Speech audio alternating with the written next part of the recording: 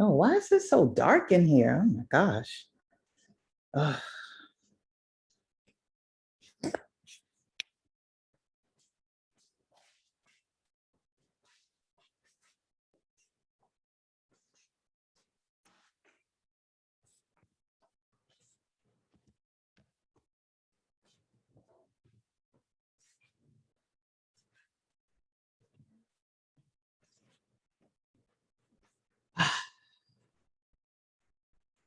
Oh, I forgot my phone.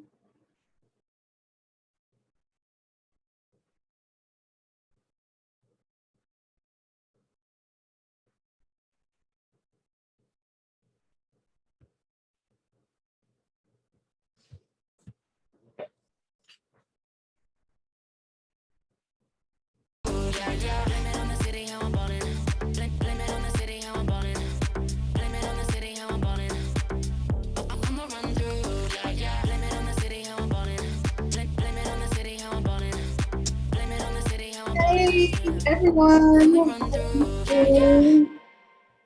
Let me try and load the volume. Thank you for joining me this evening.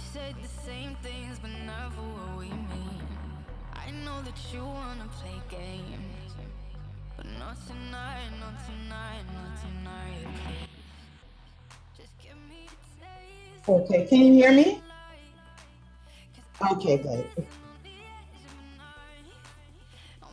How is everyone this evening? Were you able to access the files? Yes, although it took me to today to realize it was better to open it in Canva. Oh. So I was printing everything out page by page because I.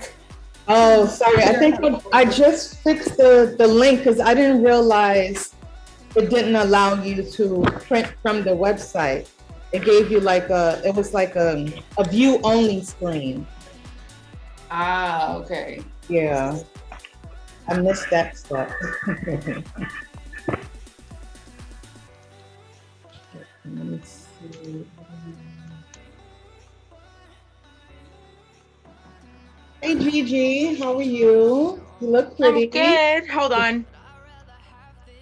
Oh. Sorry to put my headpiece in. I'm good. How are you? How is everybody? I'm looking I don't forward know. Is that your service or mine? I don't know. You like cutting in and out.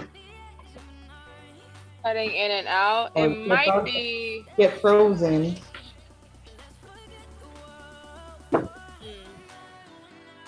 Am I still frozen? No, not now. Hold on, let me see.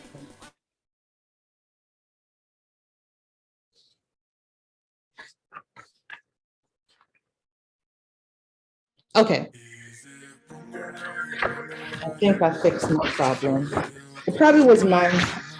My server's been acting crazy lately. Mercury retrograde.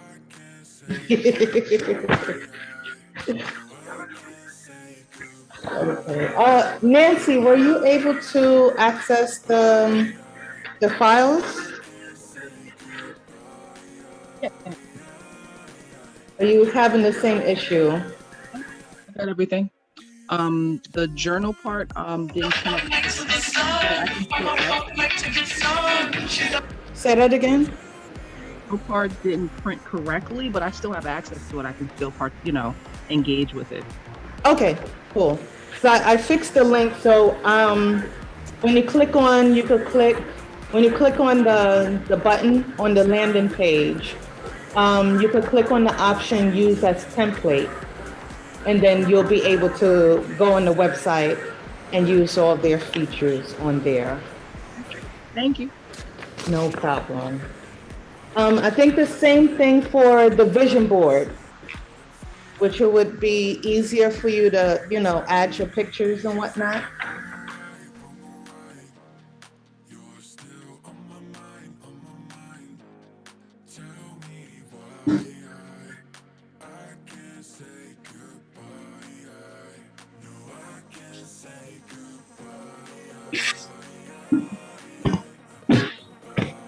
Oh, all right. I've been activated all day. I've been up like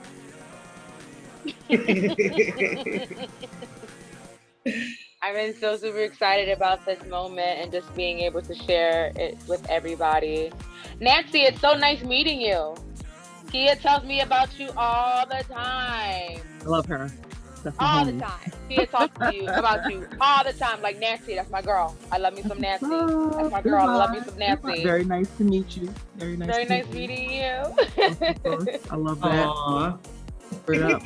Girl. That's so sweet. Very. I like We when gotta we all manifest a connect. lot of positivity. Yeah. Yeah. All right. So I would like to thank you and welcome to the Manifestation Retreat. My name is Taja. I created It's a Yoga Vibes almost a year ago in December after I finished my yoga teacher training.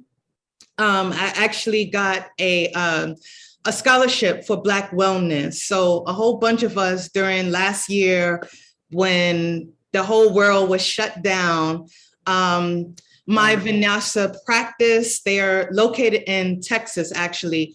They gave out like a whole bunch of scholarships to Black people and people of color to take advantage of a free opportunity to start the yoga teacher training program. So I benefited off of that and decided let me continue trying to give back to the community, showing or giving space to people who may be interested in yoga and wellness, but are going to different studios and not being represented by their peers or people that look just like you.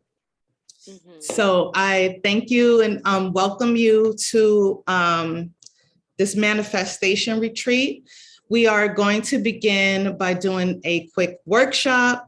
I assume that you have your workbook and your vision board, but if not, you can, I don't know if you're on your computer or on your phone, you can actually access it on the website on canva.com. Canva.com is actually a cool website also if you are looking to create different documents, flyers, even I even built a resume on Canva. So Canva's real cool. So we'll be using a lot, Canva a lot tonight. We'll be going through the workbook and the manifestation vision board. And then we will start our cooking class. Chef E will be on at about 8 p.m.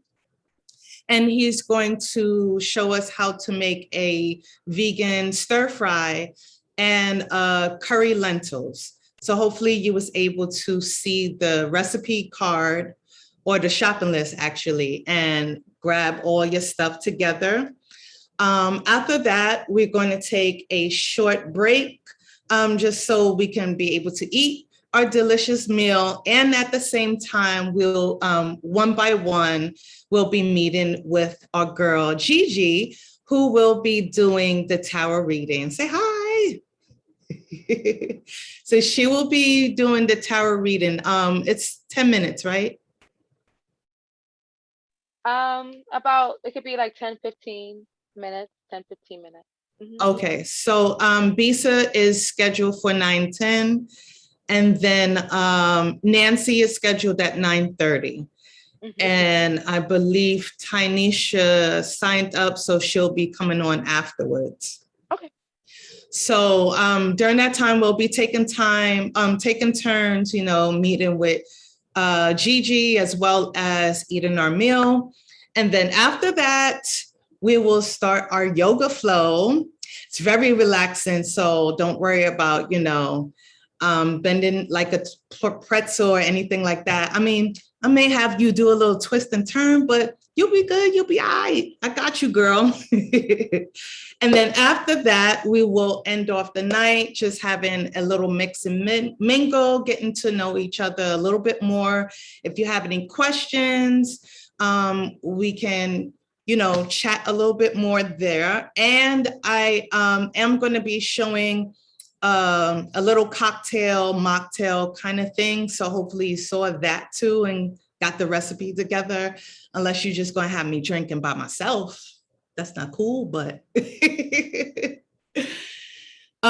So we are going to start with the manifestation vision board and workbook. So let me see, did I even pull it up? I'm going to share my screen in a minute.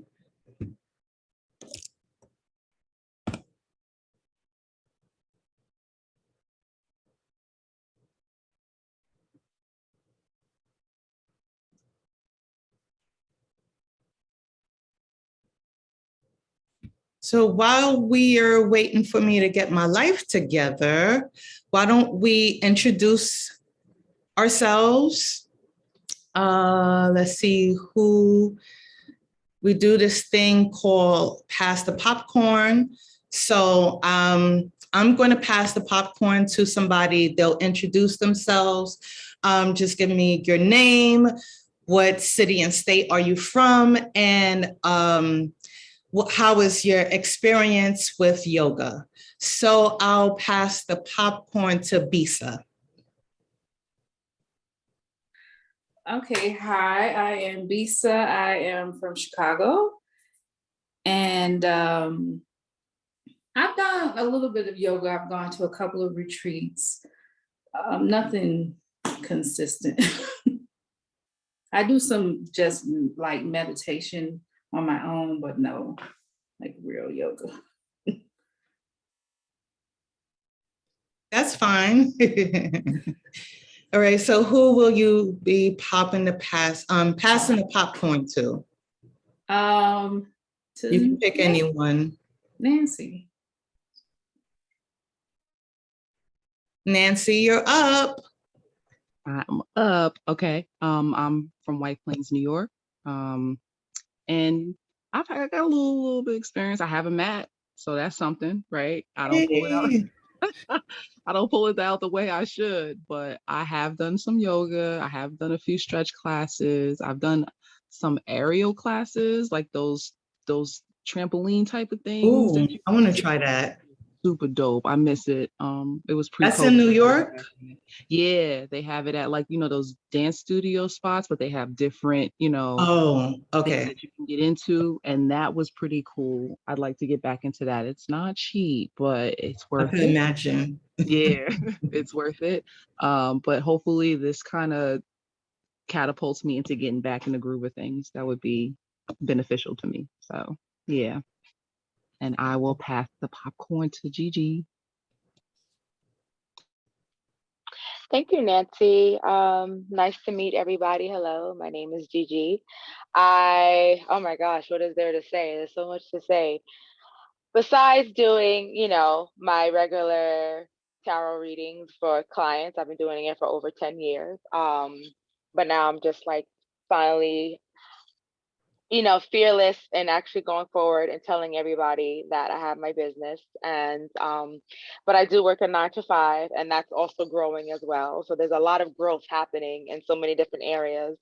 Yoga, I've done it a few times, very basic things. But I do know that every time I have done it, my back has felt a lot better. So now I'm thinking about maybe I should really get back into it. So yeah.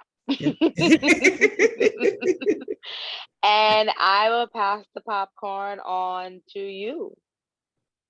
Wait, where Tanisha go? She thinks she's slick. Let me see. Did she? That's why I was looking. I was like, I didn't see her, so. Unmute yourself, Ty. There you go. Hello, ladies. I'm just multitasking. Bad Ty, right? Brooklyn, New York, and Taja actually introduced me to yoga. And before working with her, I didn't think that yoga was for me or how it could benefit me, but she's been my guide, and she kind of guided and molded me and motivated me to do yoga. And actually with our first session, of course, I have to give a disclaimer because, you know, she's not a doctor. But at our first session, we did a few stretches, and I couldn't really turn my head this way because it would be stiff. But after that session, I was able to sleep comfortably on this side. So, and I told her about it. She said, "Don't go around telling people that because they're gonna think that I'm a doctor. Give them that."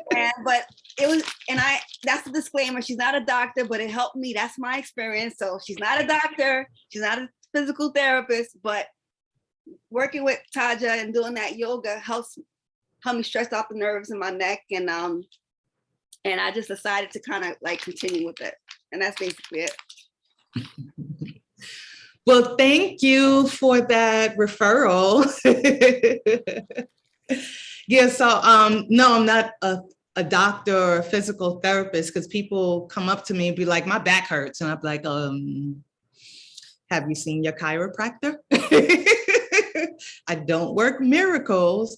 I mean, yoga does help release a lot of tensions in your body, your joints, your muscles. I actually started to do yoga a few years ago. I would say about 10 years ago. I have been diagnosed with lupus, and the way lupus manifests in me is through arthritis and joint pain. So I use yoga to kind of like release the joint pains that I do have. So it is a pretty good wellness exercise thing to tap into.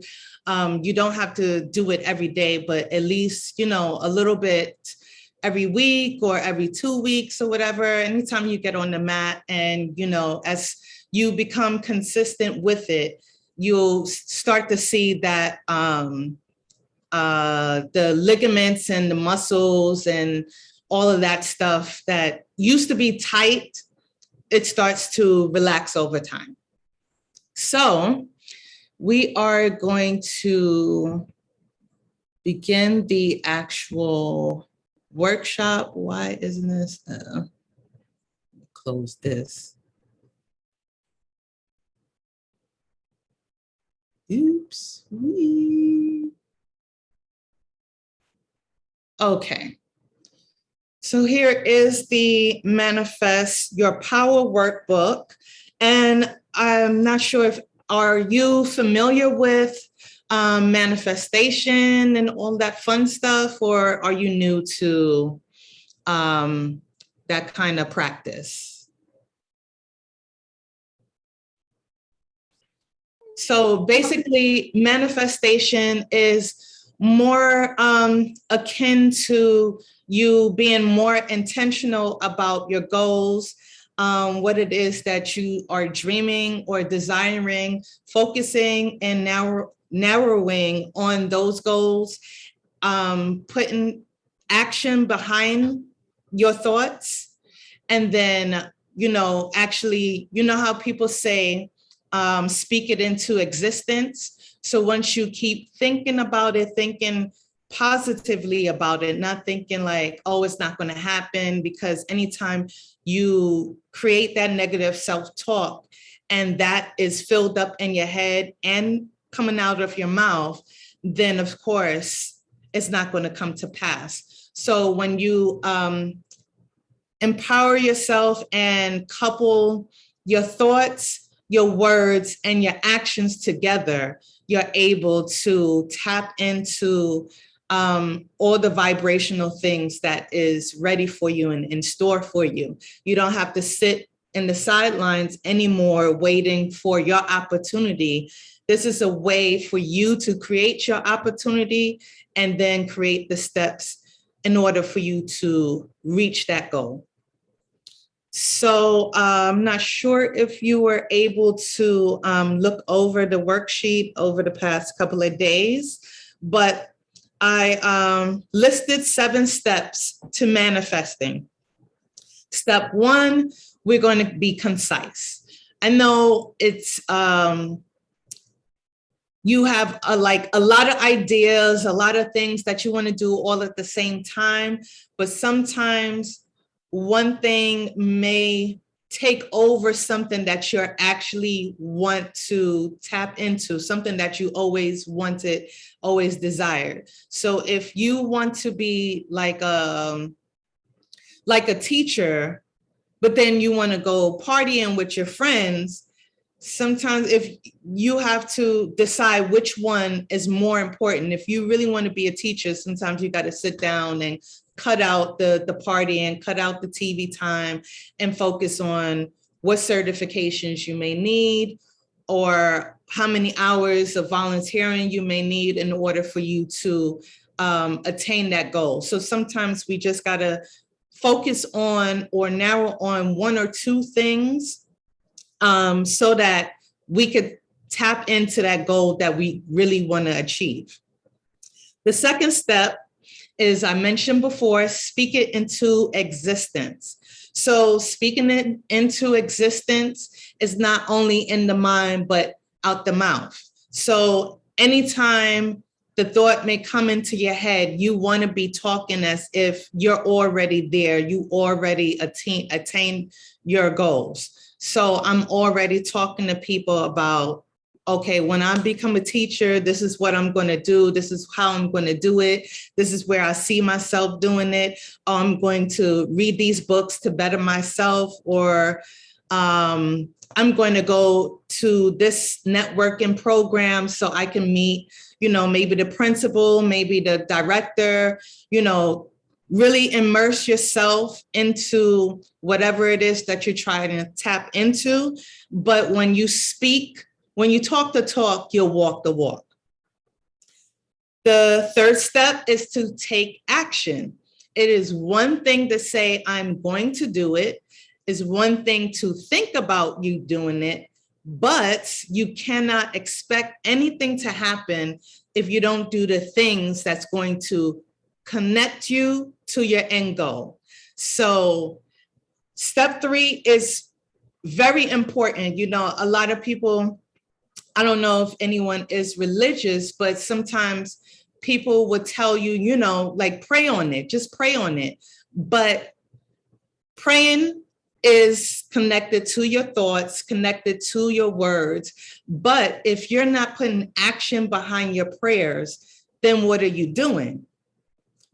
Sometimes you got to think about, if I'm not doing what I'm supposed to be doing, God gave us the power to our minds, our words, and our actions. He gave us the power to move our hands and our arms and reach out and grab whatever it is in front of us. So you can't just sit there and just talking and thinking about it, but you're not doing anything about it. So when you're manifesting, you have to tie in everything all together in order for it to actually work for you. Step 4 is trust the process. Now, manifesting is not something that happens overnight. It's not something that happens in a snap. It's not something that happens in 2 days, next week, or if this doesn't happen in 2 weeks, then I give up, right? You have to trust the process. Like for me, sometimes I'm still learning how to do that. So I know sometimes it can be hard and it's okay. You don't have to be perfect or anything like that. I'm not asking you to be perfect, but at the same time, we have to trust ourselves and trust the process and trust and know that your efforts, every step that you're taking is not for granted. And as long as you remember that, remind yourself of that. And that's what the vision boards are all about, because you're going to keep looking at this. Every time, you may forget about, okay, why am I doing this? Sometimes I ask myself, like, why am I doing this? Why am I here? And when you have something in front of you, it's like, oh yeah, that's right. This is why I'm working so hard to get to where I need to be. So just trust the process. And our next step is claim it and receive it. I know you hear that a lot all the time, claim it and receive it, speak it into existence, put putting your thought into action. So when you already think or already know this is going to happen, I already have it. Can nobody tell you nothing? Can nobody stop you from your path or whatever the case may be? You already claimed it. So, you know, that's why the manifestation vision board is, you know, great too, because you see what it is that you need in front of you. And all you have to do is just trust the process, believe in yourself, take that step, and you're already there. The 6th step is keeping your vibrations high. What that means is to welcome all that positivity. We are going to get rid of any self-doubt or anything like that. When you're thinking positive, you're accepting whatever positivity that you are gravitating into your life. So what I was about to say, I hate when that happens. But that actually brings us to our last step, which is stop the negative self-talk. Now, I'm human. So sometimes I struggle through the self-doubt, the self-talk, like, oh, it's not going to happen. Nobody likes me. Nobody's going to, you know, like my ideas. And you'll be surprised to know when you take action, when you become well-versed in everything that you're trying to achieve. And when you walking the walk and talking the talk, it becomes you, and people start to notice that you're actually doing the things that you want to do, and you're actually looking like you're the professional in whatever it is that you're trying to achieve. So sometimes we'll have to try and reframe our negative thinking or self-talk in order for us to achieve our goals. Sometimes the problem could be us. Sometimes the problem could be you're in the way, you're that blockage. And reframing the mind in order for you to become confident and comfortable in whatever it is that you're trying to achieve is one step closer to you manifesting your power. So I don't even know why I didn't even scroll down doing all this yapping. So my question to you is, what will you manifest intentionally? So for the purpose of this evening, because it's a short evening, we are going to choose one thing that we would like to manifest intentionally. And intentionally means that we are being intentional, purposeful in our thoughts and our choice. So we're not going to just choose any old thing like, oh, I want to improve my love life. You're going to be more intentional. What exactly about your love life that you want to improve? Do you want to build healthy relationships? Or what about your financial security that you want to improve? Because anybody could say, I want to manifest getting better financial security. But what exactly are you talking about? Well, maybe if we'll dig deep or dig down into it and intentionally think about what exactly do we want to improve. I want to improve my credit score by 20 points. I want to build a savings for 3 months.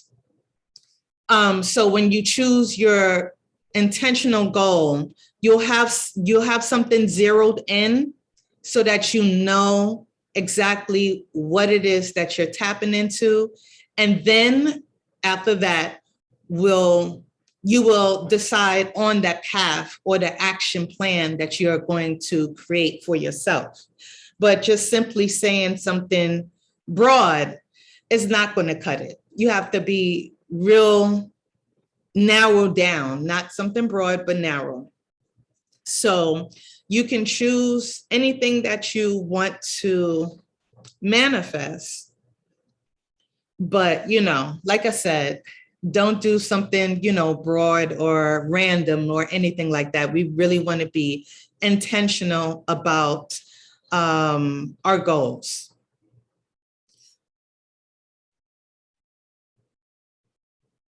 So are you ready to embrace your abundance? You're going to choose one goal that you would like to manifest and write about what that would look like for you. Have you done that already, or you're going to do that now?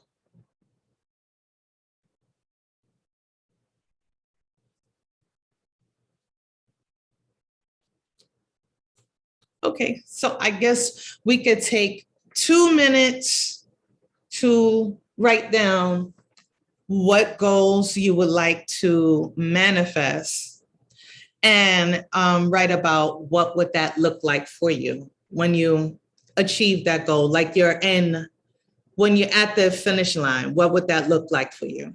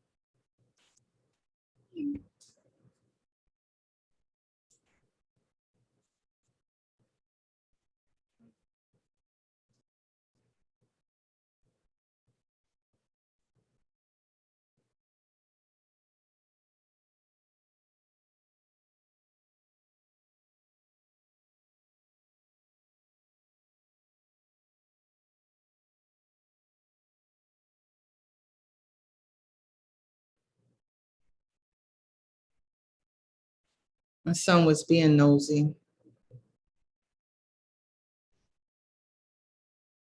How do I go back? Uh,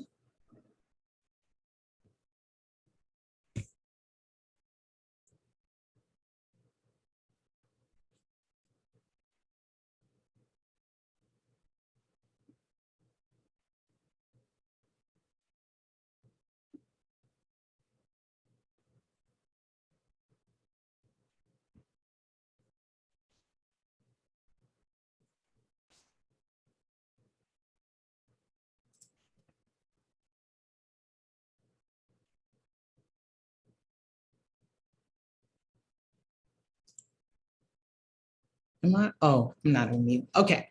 So again, to reiterate, we are going to, now that you set your intentions, we're going to visualize it. So be intentional, focus on your goals that you envision yourself thriving in, and consider all the things you'll need in order for you to get done. Then we'll think about it. So you'll begin to start your mindset reset. That should say reset. Oh my gosh. Anyway, you're going to match that positive energy that you're welcoming in, and you're going to attract what you desire. So don't just speak it into existence, claim it. Then we're not going to just sit on our hands. We are going to execute it. So we're going to put our manifestation action into plan. We're going to create a game plan.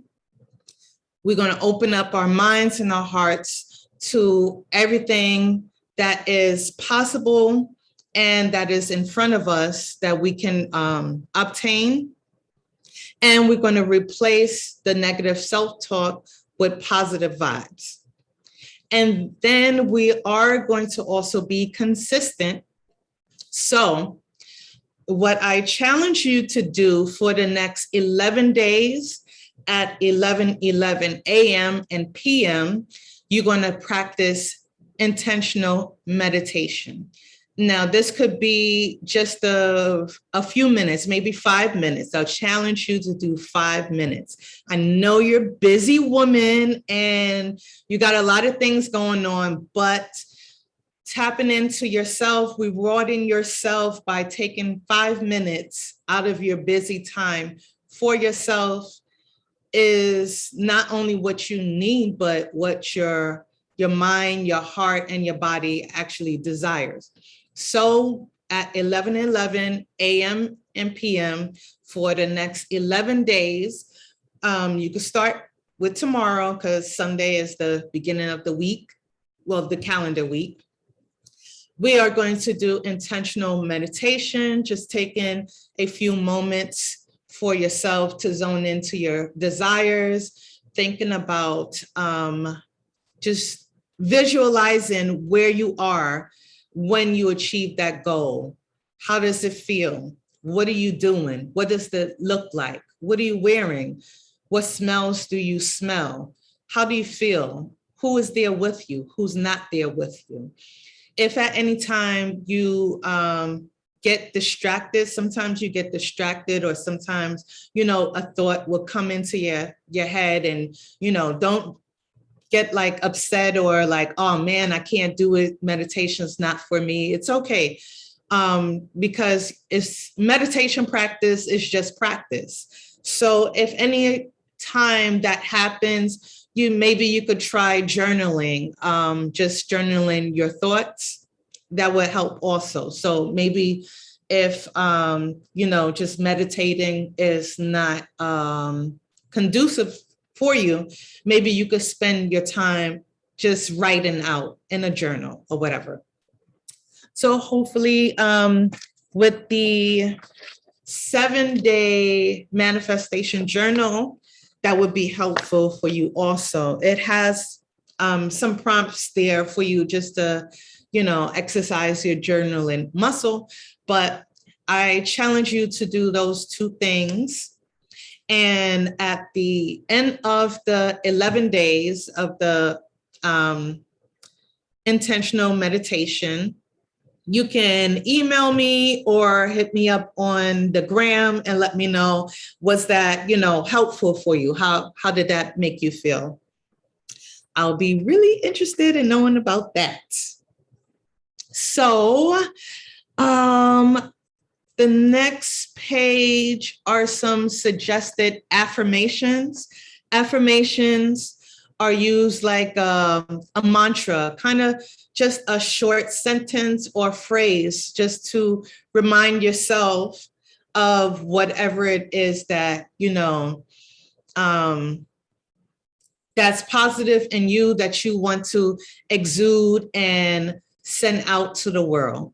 So, you can, during your meditation, you can, use one of these suggested affirmations like I am enough, or I welcome positive and healthy relationships, or at this moment I am safe. So you can repeat that in your mind if like journaling isn't working, or if just doing the meditation, you're not comfortable with that, you can always choose one of these affirmations, breathe in through the nose, out through the mouth, and just repeat, choose one of the affirmations and repeat it, for a few times or whatever, doing the breathing exercise, and see if that is helpful for you, just to keep you grounded and keep you focused on your goals. So do you have the, what do you call it? The vision board open? I guess you could tap the thumbs up if you're not able to speak. I don't know where the thumbs up yet, but yes, I have it open. All right, cool.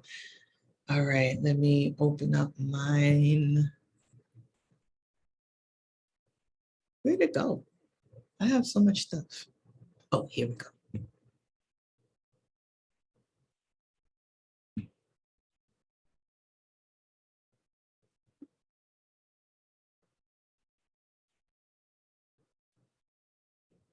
Okay, so we just thought about what it is that we are manifesting. Well, where's my video? Oh, here it is. I don't like when I can't see people.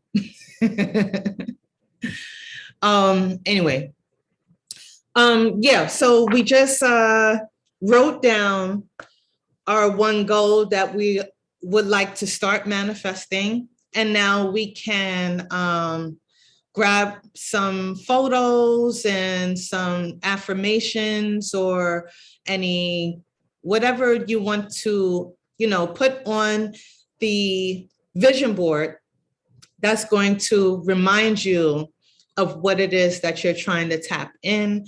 We could start adding that. If you printed it, hopefully you have a magazine where you cut out, words, pictures or whatever. You can tape it or glue it onto your printed paper. But if you have it up on Canva, you can grab your photos. Do you have it on Canva? I do, but I have a question. So this board is just for the one goal? Yeah. Okay. Did you need another one? Oh, I was gonna put all my goals on there. I thought, I mean, you're welcome to, do whatever you want.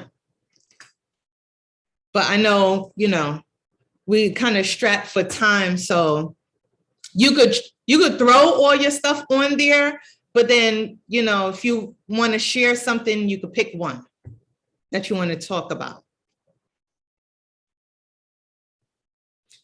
So on the side panel, if you're on the laptop, you could come to, is that elements? You could come to elements and add what decorations you want. Where is the pictures? I believe you could upload your own pictures. So I go to pexels.com to find whatever pictures I want to add, and I'll save it onto my computer and then come back to Canva and upload it, do all that fun stuff. So let me see. But yeah, you could take a few moments and add whatever pictures that you want, that whatever you wrote on, what's that? 1, 2, 3, I think page 3 or 4, whatever you wrote on there, just add your pictures, your sayings, your graphics, your whatever that's going to help you tap into your goals. You could throw that on to your vision board. And then I also reminded you about what was on our chart, to visualize it, to think it, to execute it. And you are what you manifest.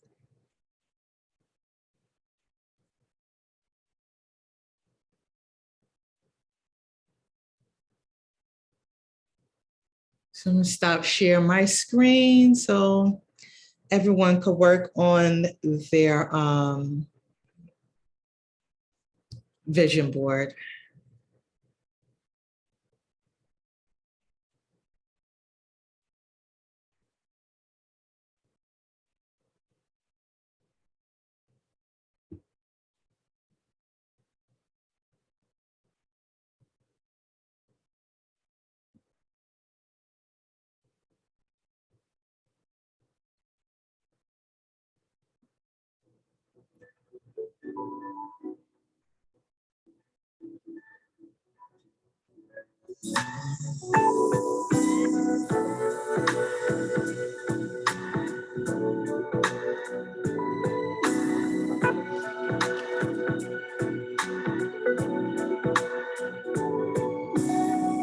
You're here, I'm pleased, I really dig your company, your style, your smile, your peace mentality. Lord, have mercy on me, I was blind, now I can see what I came supposed to be. Baby, I feel free, come on and go deep, let's take a long walk.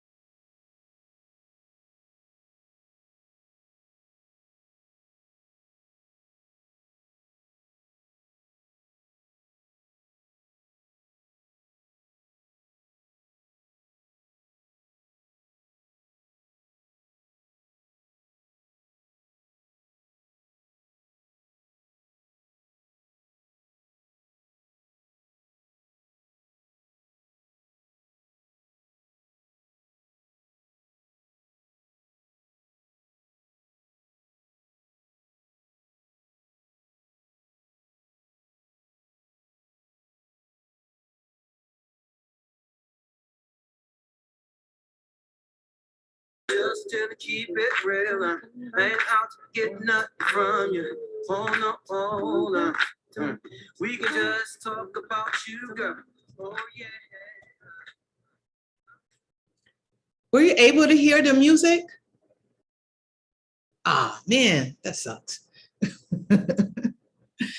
All right, so how are your boards coming along? Is it working? Girl, like you don't like, you know, when like toddlers are too quiet and they're up to something and you're like, what are you doing? That was me. I was so into my board and making it and sizing things right. Yeah. I was so in the zone. So yes, this is wonderful. I loved it.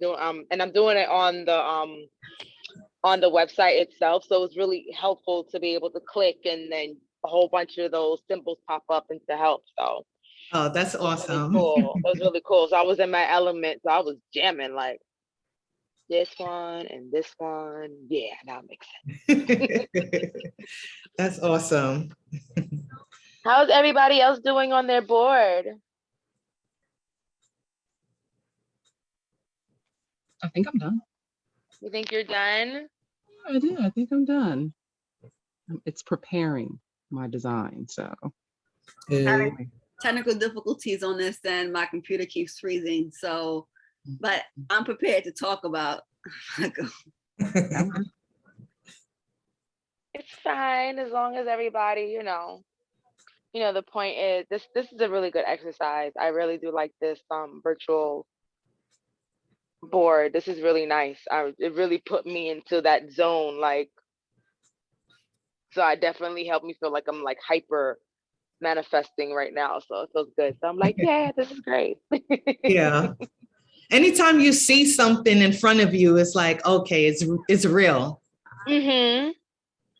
That's how I'm feeling right now. So I was like, I'm putting all these things and symbols together. I'm like, yeah, this makes sense. This feels right, Yeah. And then when you visualize yourself in that at the same time, it's like, it's real powerful too. Mm-hmm. That's why I was so quiet. I'm just like,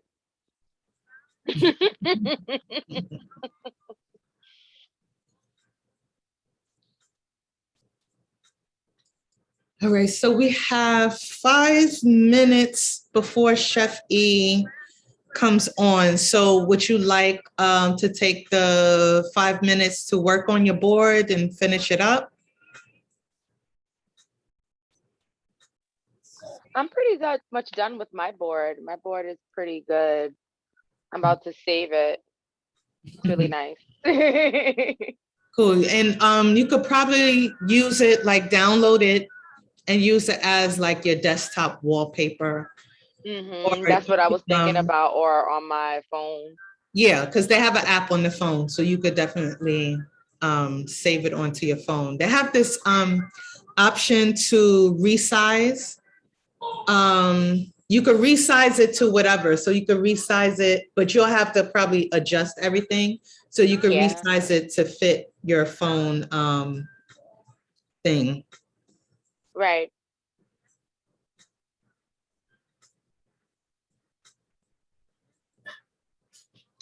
This is my Zoom link.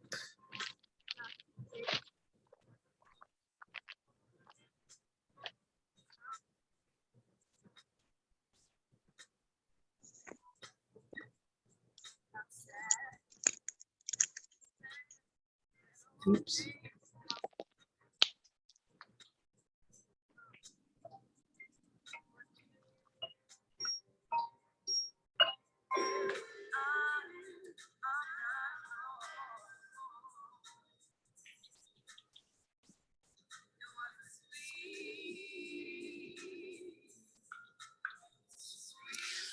So who would like to volunteer? Come to the stage. I'll pin you. Who would like to be the first one to share something on their board? Me. Hey. Do you want me to share my screen, or you just want to? Yeah, whatever you feel comfortable with. Okay, cool. Okay, so let's share. Oh wait, okay, so only you can share the board. Oh, hold up. Let me how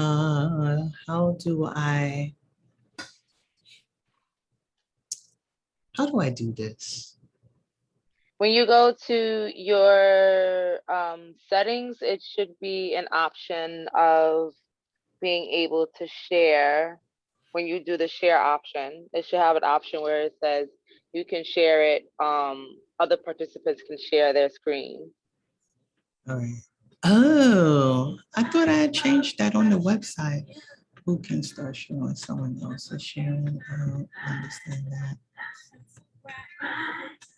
Okay, try it now. Okay.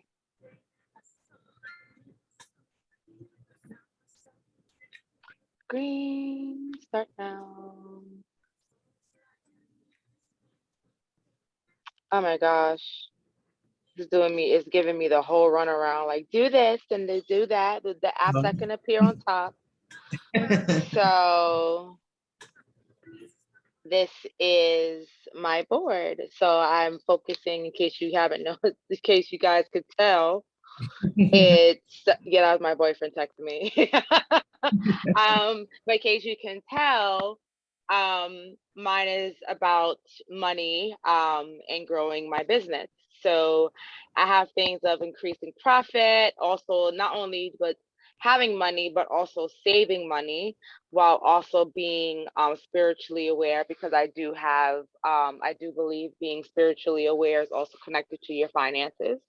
And then just growing my tarot business, and also growing just having a leadership position at my current employment, and just being able to shake hands and sign contracts, and just feeling like in the circle it's being a leader. So and I felt like it was pretty important for me to put it in the circle more than anywhere else, just because I want things, the leadership to come full circle, not to only be able to lead, but to be able to have others being able to lead me, and be able to kind of have them as guidance as well.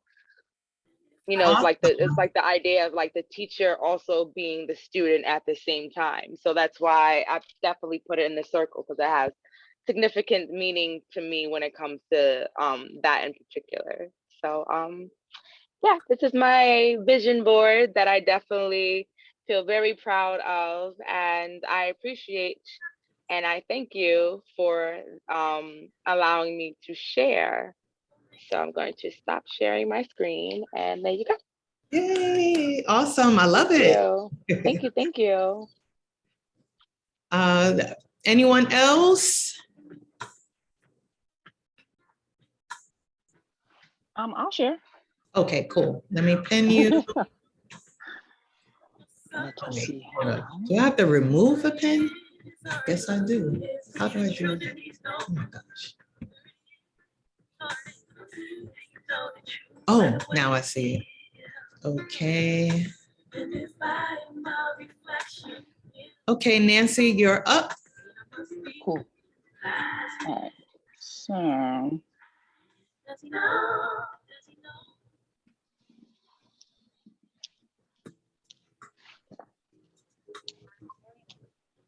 Oh. Hello. Hey, Chef E. What's poppin'? Nothing much. Chef is in the house. It is my job. Hello, guys. It's my job to teach y'all how to cook today. I know y'all know how to cook, but to cook these recipes well, okay? Yes, Chef. Heard. Wait, can I see all y'all? Nancy, how you doing, love? How are you? Hi, dear. Who else is here? Who else we got? We have Gigi, we have Ty, we have Bisa. Okay. Hello, y'all. Hello to all the ladies. Okay. I am Edwin Rodriguez. You can Google me. Do you all have the paper so you know where you're cooking? Is anyone cooking along, first of all? I'm gonna cook along. Okay, we got one person cooking. I'm gonna try. That makes my job. We got two? Almost? All right, yes. we got one. I gotta All go right, to that makes my job way easier. That makes my job super easy. Okay. Fantastic. All right, so I wanted to start you guys off with mushrooms. How long do I have? I think I have an hour, right? Sure do. Okay, I'm gonna fit everything in. Time flies when you're cooking with E. Okay, so first, I got these mushrooms here. I wanted to introduce you guys to the mushrooms. And this food is, we're gonna do both recipes simultaneously. Let me get this going on.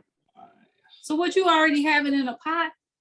Yes, I already started without you guys because I kind of have to get all this done. Let me to get. That's a pot or a pan? I got my pressure cooker going with my lentils already because lentils are gonna take you anywhere from 30 minutes minimum to an hour. So I also, when I first did the recipes for you guys, I just, what? I cook mine beforehand because I don't have a pressure cooker. Oh, what you got already done? Lentils? Yeah. Okay, that's good. So just follow me along. Okay, so first, I got portobellos here.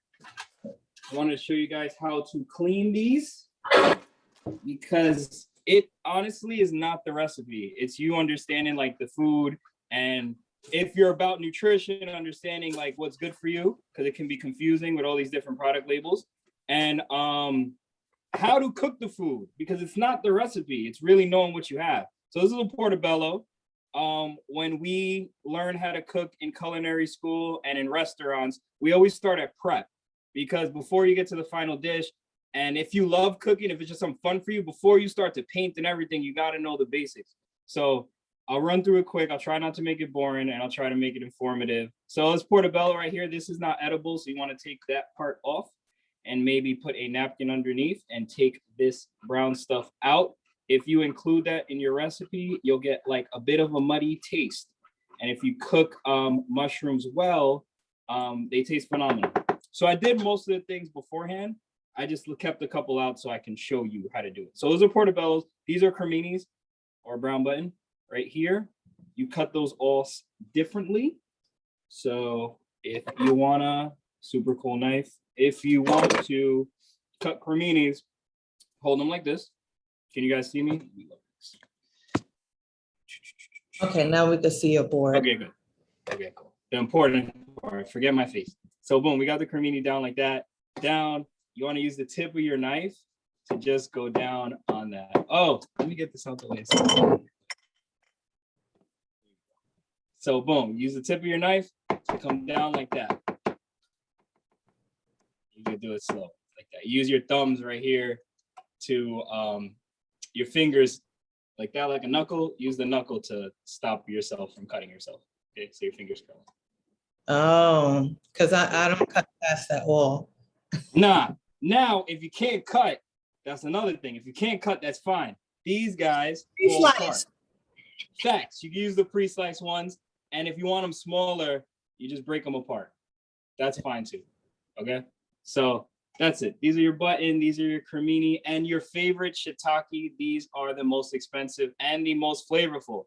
So that's why they are expensive for a reason. This is not edible, so you want to take that out. Sometimes we go in with a paring knife or a spoon. Grab the spoon, get that out. And then these you can if you can't cut, they're very soft. So you can pull these apart too. And throw them right in your pan, which I'm going to show you now. This is an important step. So your mushrooms, once they're, you can bring them cut up like that, or you can break them like that. Throw them in the pan with no oil, just straight salt. Why? Because the mushrooms are porous. They're spongy, so they absorb all the moisture in the air. So there's a lot of water in them, just like a lot of vegetables. First? You don't wash them first? No, because what do you can brush them. Sometimes we could brush them if you want, but if you're getting the pre-sliced ones already. And once again, all this food, like when I do the cooking classes, this is like all stuff I'm gonna eat. That's why I'm handling it like this. So I'm gonna eat it. This is not for sale, and it's like to throw out or whatever. So boom, you throw them in the pan with no oil. Salt draws out all the moisture. I know I'm talking about mushrooms, but this is a vegan cooking class. So it's important with the vegetables. You know what I'm saying? Like if it was chicken, I could just run to the chicken, the duck, whatever. But it's vegan. You want it vegan. So I got you with the vegan. I cook whatever, but I got you with the vegan. Mushrooms are super important. You got to learn how to cook them right if you're going to have, like, if you're going to enjoy your vegan eating. This is literally your meat. So if you do not know how to cook mushrooms right, you're kind of in trouble. These shits, that's why I wanted to focus on this first. So you don't need to know how to cut them like me. That's for show with the knives. You can bring them, fold them apart like that. You throw them right in the pan. So your pan's hot, nothing's in it. Throw them right in. You want to break them up a little bit more. Those pre-sliced ones from the store, you want to break those up a little bit. Why? You want to have more surface area so you really dry out the mushrooms. So the whole point is you're trying to dry out and bring out all the water out of the mushroom. So you get a nice like flavor. Because a lot of times when you guys have mushrooms that don't taste so good, it's because they taste like water. I find that in the South happens a little bit more than in the major cities. I got a question. Yes, ma'am. So I bought the pre-cut, pre-washed ones. Should I use the whole thing? Should you use the whole thing? What's the whole How thing? much should I put in there? The whole Let me package. see. The whole Let me package. see. And let me see the size of your pan. Let me see. That's fine. Let me see the size Oh, of your well, pan. I picked the big pan because I didn't know what else was going in there. Okay, heat that pan up. Heat that pan up with nothing in it. No mushroom. Okay. What is that? Okay, so I got mine right here. We're gonna add some salt to it. You can use your pink salt or whatever you got. I'm gonna add some salt to it right there. Boom. Throw it right back on the flame. And then what's happening is the salt is drawing out the moisture. And there's gonna be a puddle. You're gonna see without any oil, there's gonna be a whole puddle of water out of those mushrooms. After the puddle dissolves, then we're gonna add the coconut oil, unrefined. I swear it's not the diet either. I've worked with dietitians, 15 years in the kitchen. If nobody looked me up, 15 years in the kitchen. And I worked in hospitals, dietitians, Michelin star restaurants. I worked for Gordon Ramsay. I know the fancy way, the healthy way, and the easiest way to do it at home. So pre-slice is probably the best. Like you're doing, you're probably not gonna save that much money if you get them whole. And you salt them right there in the pan, and you're gonna see a puddle come out. So mine are salted, as you're seeing. Wait, you work with Gordon Ramsay? Yeah, that's 23. Oh, Gordon is my dude. How's he your dude? Oh, no. Y'all gonna get distracted off the. Wait, that's my sorority. Are you? Yeah, she's a sister. I remember your face. You know me. I know you. Facts. Why you ain't saying nothing? You was in the cut till right now. I gotta focus. Okay. We'll talk later. So boom, steaming. So steaming. So yes, I think I worked for Ramsey while I was at City Tech. Maybe. I might have been at City. No, probably right after I graduated. So you got that going. You gotta wait a little bit. So now that we got the mushrooms out the way. Throw this out. Okay, did you answer my question? Am I supposed to use the whole package? Yes, you're good with that. Look at my pan. Your pan shouldn't be more full than that. So boom. I got that on high. And now you should start seeing steam come out of the mushrooms. I'm just putting salt, Yes. no pepper. I'm gonna give my IG a little bit of a taste. No pepper. No pepper. Okay. Only salt. Because salt and sugar draw out the water. So you're drawing out the water in the mushroom. If you put the pepper, it's gonna burn. Okay. So right here, we're looking at the pan. It's steaming with no oil. So we're going there. In the meantime, you guys can do that. I don't want to go too fast, have you guys start burning stuff.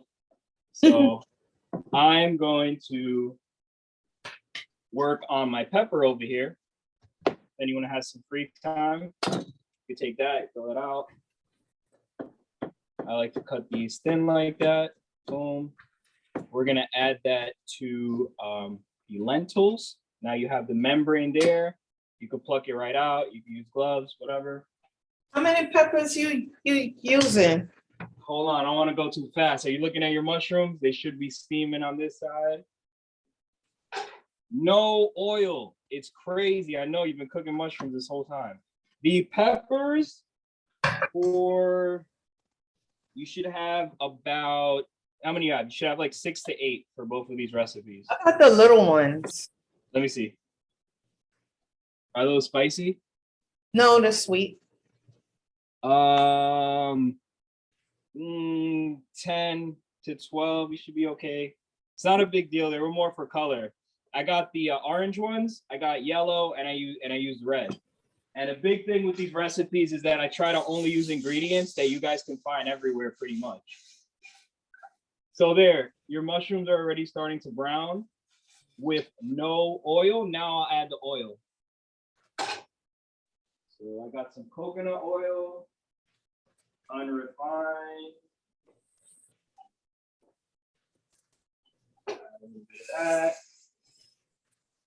Okay, I don't have coconut oil. What could I use? Just Unrefined coconut oil is definitely the healthiest, but you can use whatever you got.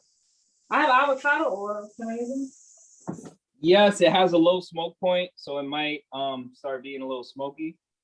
Okay. If you want to know how to clean your peppers, if you want them nice like that, trim, that's how you do it. Cut them into 4s, lay them out. I only got a sunflower oil. That's okay. Watch when it gets smoky. It has a lower smoking point than vegetable. I just use the unrefined coconut because for me, through my research, it's like the healthiest. So I try to just stick to that. Oh, I have vegetable oil. Is that better? Vegetable oil is gonna give you an easier job in terms of you not burning it. But I don't use it because with diets, it's really like the vegetable oil that I see with my clients that the difference in the ones that are trying to lose weight and they can't is their consumption of vegetable oil and salt and sugar. It'll sneak up on you. So there are your peppers. Does anyone have any questions with the peppers? Oh yeah, I didn't buy enough peppers, but you said it's mostly for color. Yes. And I would add those in now to the mushrooms. So I'm just gonna cut mine into little squares. And I got the mushrooms browning nicely. I love working with noodles because everyone kind of goes to rice automatically, but a lot of people don't eat, like noodles are like a change of pace. So pasta and rice. So I'm cutting these and add them to the pot.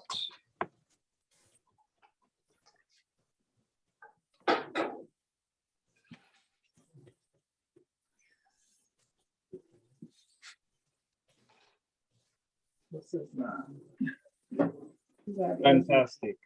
So now I'm on to the onions. So boom, I'm on my onions now. These up and add those in. This is for the stir fry.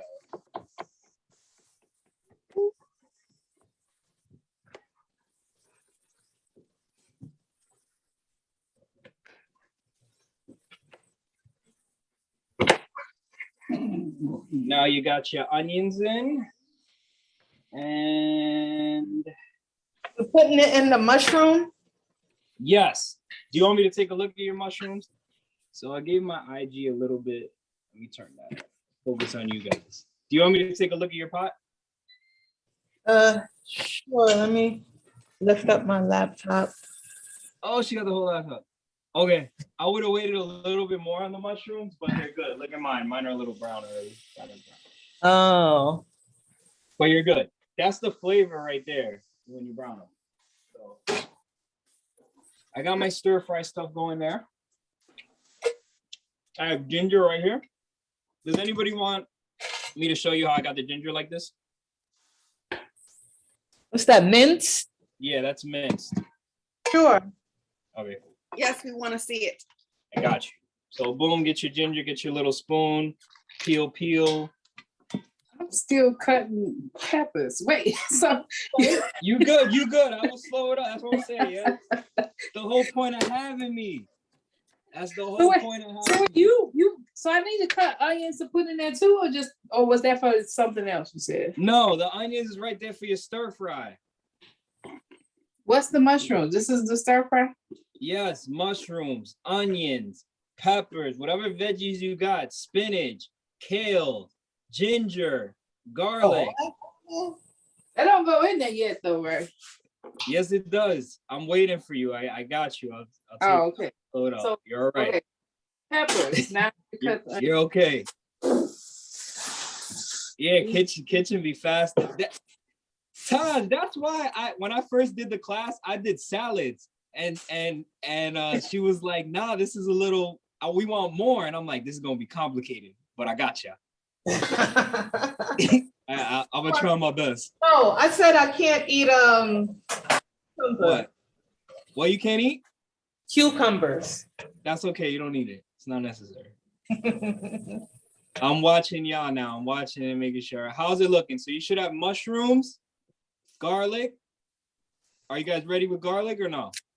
no. Okay. I'm not, but Okay. I'm still, I haven't even cut my onion yet. But you can go on. Okay. So back to the ginger. Oh, I got my staff with me. I got my staff. My staff came in. My staff here is here.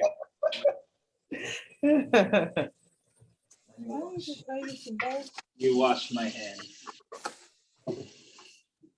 Okay, so right now what you're making pretty much is it's a veggie stir fry. My lentils are in the pressure cooker already, but you are now on the veggie stir fry. So here's your ginger. Let's peel it with a spoon. What about ginger paste? That's fine. Oh. Do I put like what do you call it? A teaspoon or a tablespoon? I would put a teaspoon since we're only doing a serving for one, but it's so important for you to get comfortable with ingredients so you could just whip it up without having to be confident, like, oh, is it a tablespoon? Is it a teaspoon? How do you do you want ginger taste? If you want a gingery taste, put two. I would put one. Okay. I would put one. And then you could always season at the end. I'm big on seasoning at the end as well. So did you see that? That's how you peel the ginger. Any questions on that? If you ever want to peel your ginger, spoon. Down, like I can't see. Oh, Yeah, I got another one. Don't worry. Got a whole lot of ginger. I bought a whole lot of stuff for you guys. You got to put it lower. Here. Oh, right I here. can't even see your head. You don't need my head. There you go. But you had the ginger towards your head. Sorry, it was my mistake. I fixed it. So look, you're going like this with the ginger, with the spoon. It's the easiest way to peel ginger. If you get a peeler, you're gonna get stuck in between all these knobs. So you get a little spoon, you hold it like this, you put it like a paring knife. So. Really? There you go. Yes. Yes. You can use a peeler, but you're gonna get stuck. The spoon's a little easier for me. But whatever. Look, so then now you have your ginger here. Slice it up. If you're a chef, you go like that. If you're not a chef, you could just cut it up. I see a lot of people that go like that. Just cut your ginger up, line it up. I wouldn't do it like that. But there you go. So your ginger's in, your garlic should be in. So I have my sliced ginger here. I'm gonna put it in. We gotta talk about Gordon Ramsay, man. Okay, never mind. Well, I got it. Oh my God. So Yes. a lot of them chefs act like that. And it's pretty normal, because as you guys are cooking with me, you're seeing how fast everything is. And thank God we're only doing one dish. In these restaurants, you'll be doing like 5. So, it's like military. A lot of the guys, you gotta bro, I need this right now and I need it perfect. And people are paying for it. So, Yeah. a lot of them chefs act like that. He was never in his restaurant when I worked there because he only has one business. He only had one business in New York. So he was never there. He came like twice a year, talks to the chefs, the important people, and leaves. But working for him wasn't a lot different than working for everybody else. They all kind of the same. Oh, it looks delicious though. What looks delicious? We My didn't phone- even do anything yet. Hold on. Oh. What's it? All right, so I'm back over here. Oh yeah, I forgot the onions. Oh. Should be smelling great now. You should have onions, mushrooms. I got orange bell pepper, garlic, and ginger in your pot. I'm about to get freaky and put this watermelon in here. It's about to get freaky. That looked like a pineapple. Sorry, pineapple. It's been a long day for Chef E. So we're gonna put the pineapple in the Wish him a happy birthday. Today's his birthday. It was a Yes, secret. happy birthday, E. Thank you. Thank you. Thank you. Happy birthday. Thank you. So you teaching us how to cook on your birthday? Word, happy Yeah. birthday. Thank you. Thank you. Thank you. Thank you. Thank you. Thank you. God bless y'all. Thank you. Thank you. So what do I have? I have garlic. I have ginger. I have How mushrooms. much garlic was we supposed to use? What do we have now? I want to throw some kale in there. I love my nutrients. A little bit of kale. A little bit of kale. What you doing now, Kale? Yes. So kale, it comes with these guys. These guys right here. You don't want that. Put it lower. You do not want it right here. Hold on. There you go. Here. This is my new iPad too. I don't know why it looked blurry. Can you guys see me? There you go. No, I could You don't see- want that. You don't want that. So you want to cut kale very thin like this. Cut Oh, it like very thin. So that it doesn't get stuck in your teeth or look all crazy. doesn't it shrink like spinach? Yes. So there's my kale. I'll grab my kale in a bunch. Cut it. Throw a little bit of that into my stir fry. I'll be fired on my first day. I'm moving mad slow. You'll be all right. Hey, I fail if you guys can't like make the dish. I failed as a teacher. So, Uh-oh. I'm halfway there though. did a simple one. I try to give you salads. Blame. I try to give you hold up. Pineapple. Let's cut the pineapple. Was there pineapple on this list? Oh, pineapple wasn't on the list, sir. Optional. There's a Optional. picture, but Optional. I saw the picture. I got inspired. It's optional. It's Aw. optional. I don't want to overburden you guys, man. It's a lot of stuff. So there, this is something. What? pineapple. This is how you prepare pineapple. Core is gone. Core is gone. It's ready to go into that stir fry. Am I supposed to be boiling my noodles or something now? No, your noodles should be soaking. Okay. Oh, shoot. Let me see the noodles you guys got. You ladies got. Soak in hot water. No, it could go, put it in hot water. Let me see it. Are they rice noodles? Yes, this is the instant one. Yeah, you're good. Put that in, soak it in water. It doesn't take long at all. Oh, this is No, it what I doesn't take got. long. Am I supposed to soak these?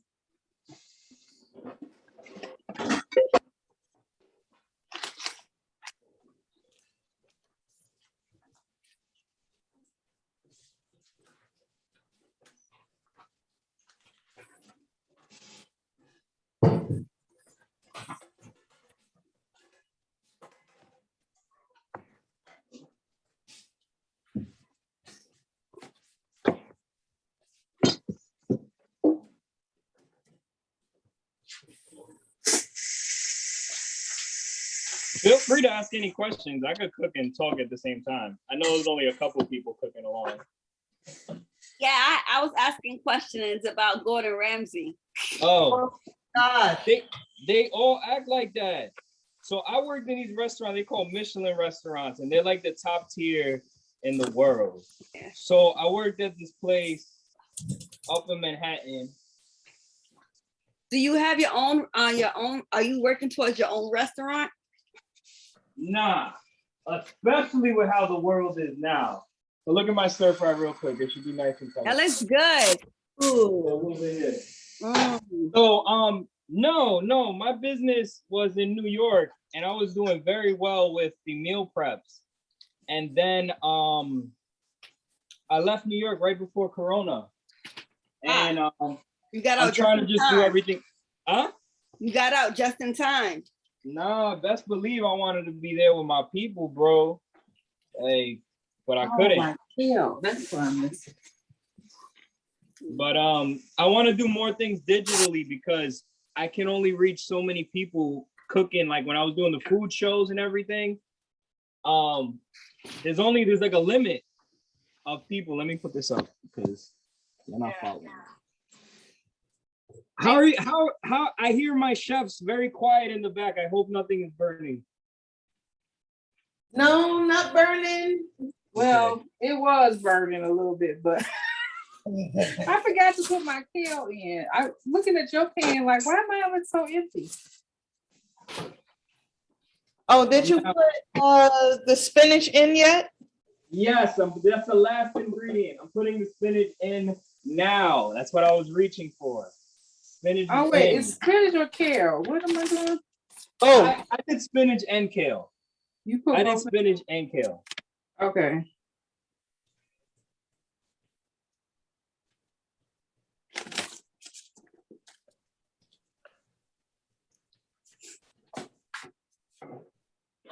Back on my live. Okay.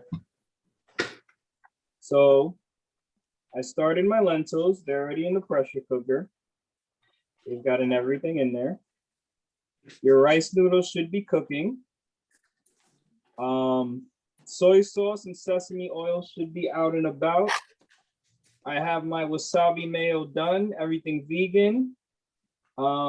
Soy sauce, you can also buy soy-free soy sauce, or you can use coconut aminos. When I work with a nutritionist, we always use coconut aminos. Wait a minute, so you said put the noodles in water and soak the noodles in water, so your noodles should look like this. My noodles are like this. They're soaking in water. And then after a couple minutes, they turn out like this because they're rehydrating. So that's what happens when noodles are rehydrating. When you have dried mushrooms, same thing. You put them in water and they rehydrate. So I got my noodles over there. At this point, I'm going to turn my fire off. I'm going to move this around.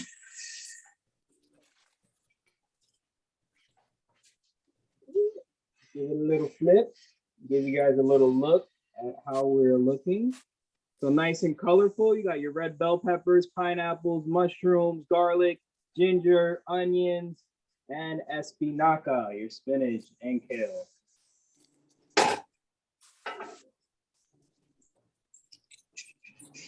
And I will wait for you guys, for you ladies. And then we're gonna throw our rice noodles in, and then we're gonna season it with soy sauce. And I got the wasabi mayo done, and scallions, and you got a very healthy meal. If it wasn't for the soy sauce, you'd have a soy-free, gluten-free, low salt, herbaceous meal.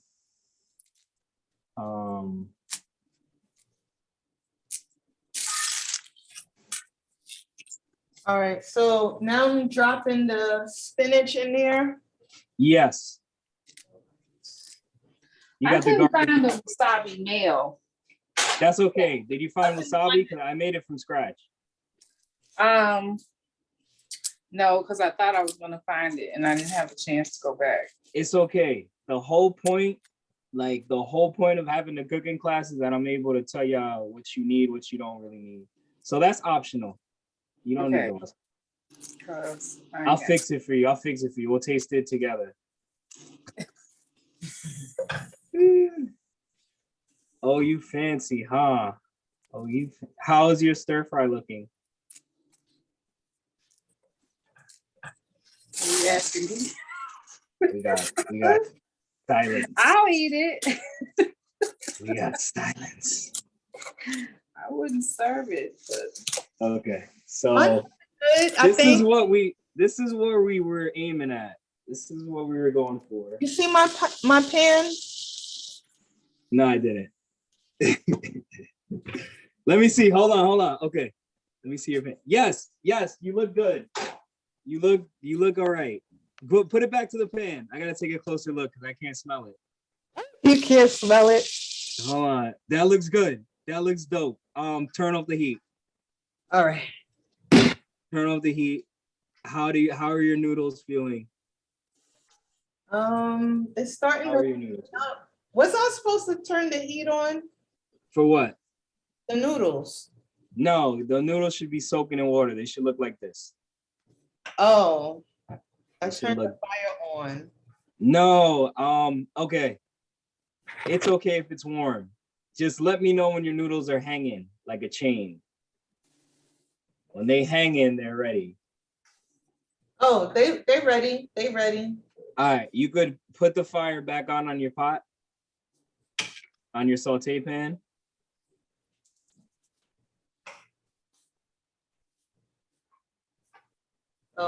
Okay. Add, wait till that heats up. Do you have your soy sauce around? Where did I put that? It's okay, you got time now. You did the hard stuff already. I got it. Oh, soy sauce right here. Yes.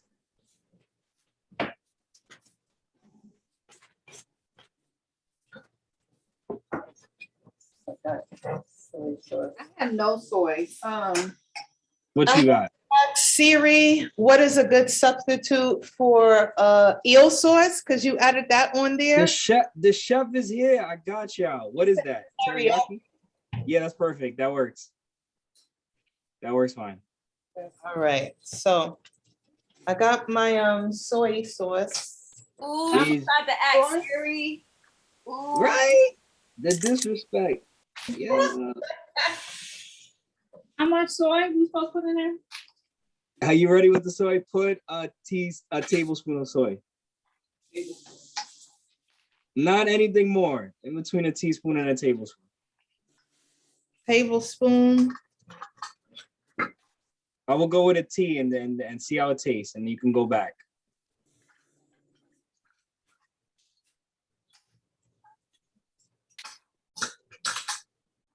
I'm sorry, ladies. I usually cook for everybody. I can't cook for y'all digitally. Like, I could do it. You're doing fine. You showing us? Yeah, it's fine. I don't want y'all You working so so fast, hard. but I don't want y'all working so hard. I cooked all this food. It's going. All right. Where are you at? You got the soy sauce in? Yeah, just threw it in there. Make sure both of your pans are hot. They should be hot. They should be making noises. It's making noise. Wait, let me. Yeah, I gotta so raise do it. I put the soy in before I finish cooking the spinach and stuff? Everything should be done cooking already. Let me take a look at your pot. No, I ain't done yet. You just put Okay. it in there because I'm slow. It's fine. It's fine. You can put the soy in. You can put the soy in. Put the soy in and let's see how you taste. See? Now we can put. All right, good. Now we can put the black pepper in. All right. You can put the black pepper in now. I don't Let me have put my any black pepper. skills like you. So I had to. You can put now. You can put a tablespoon of the teriyaki you have. You don't have teriyaki, so do you have? You don't have mirin. You had soy sauce though. Okay, I have soy sauce. You're fine. You're fine. We'll fix it. The eel was optional, right? Yes, but it's like it's really good and it's vegan. Surprisingly, eel sauce is vegan, and it's like a secret kind of ingredient. How is it? How is eel Because sauce? it's just like teriyaki. Think Chinese barbecue sauce. Think Asian barbecue sauce. It's just like sweet. Okay. So did you get the eel sauce in? It should be about a teaspoon, a tablespoon of eel sauce as well. For those that don't have the eel sauce, it's fine. We'll taste it together. Don't put too much soy, just a little bit. Black pepper should be in now. And now I'm gonna go in with my scallions. I cut my scallions 2 different ways. Right here, I will show you how I cut them. Here's the scallion. Let me bring this lower. You can see. Here. Back to the angles. So boom, scallions here. Slice them very easy. Come around, keep that band on. That, put them in. It's gonna give you a fresh oniony taste. And now I'm ready. Okay, I totally missed that. It's okay, black pepper, and I put some scallions in there. I didn't see you cut it. Oh, okay, I'll do it again. What I do with I my cooked everything beforehand, so you guys can ask me a million questions. I cooked everything beforehand, so I could watch you and help you. So here, scallions right here. Blue thing on, boom, cut it.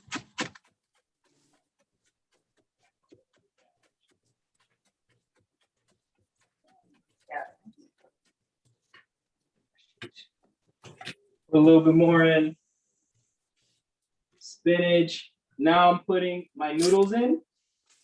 So my noodles are going in. Noodles are going in the pot. They're in. The noodles are noodling. Here we go. Noodles noodling.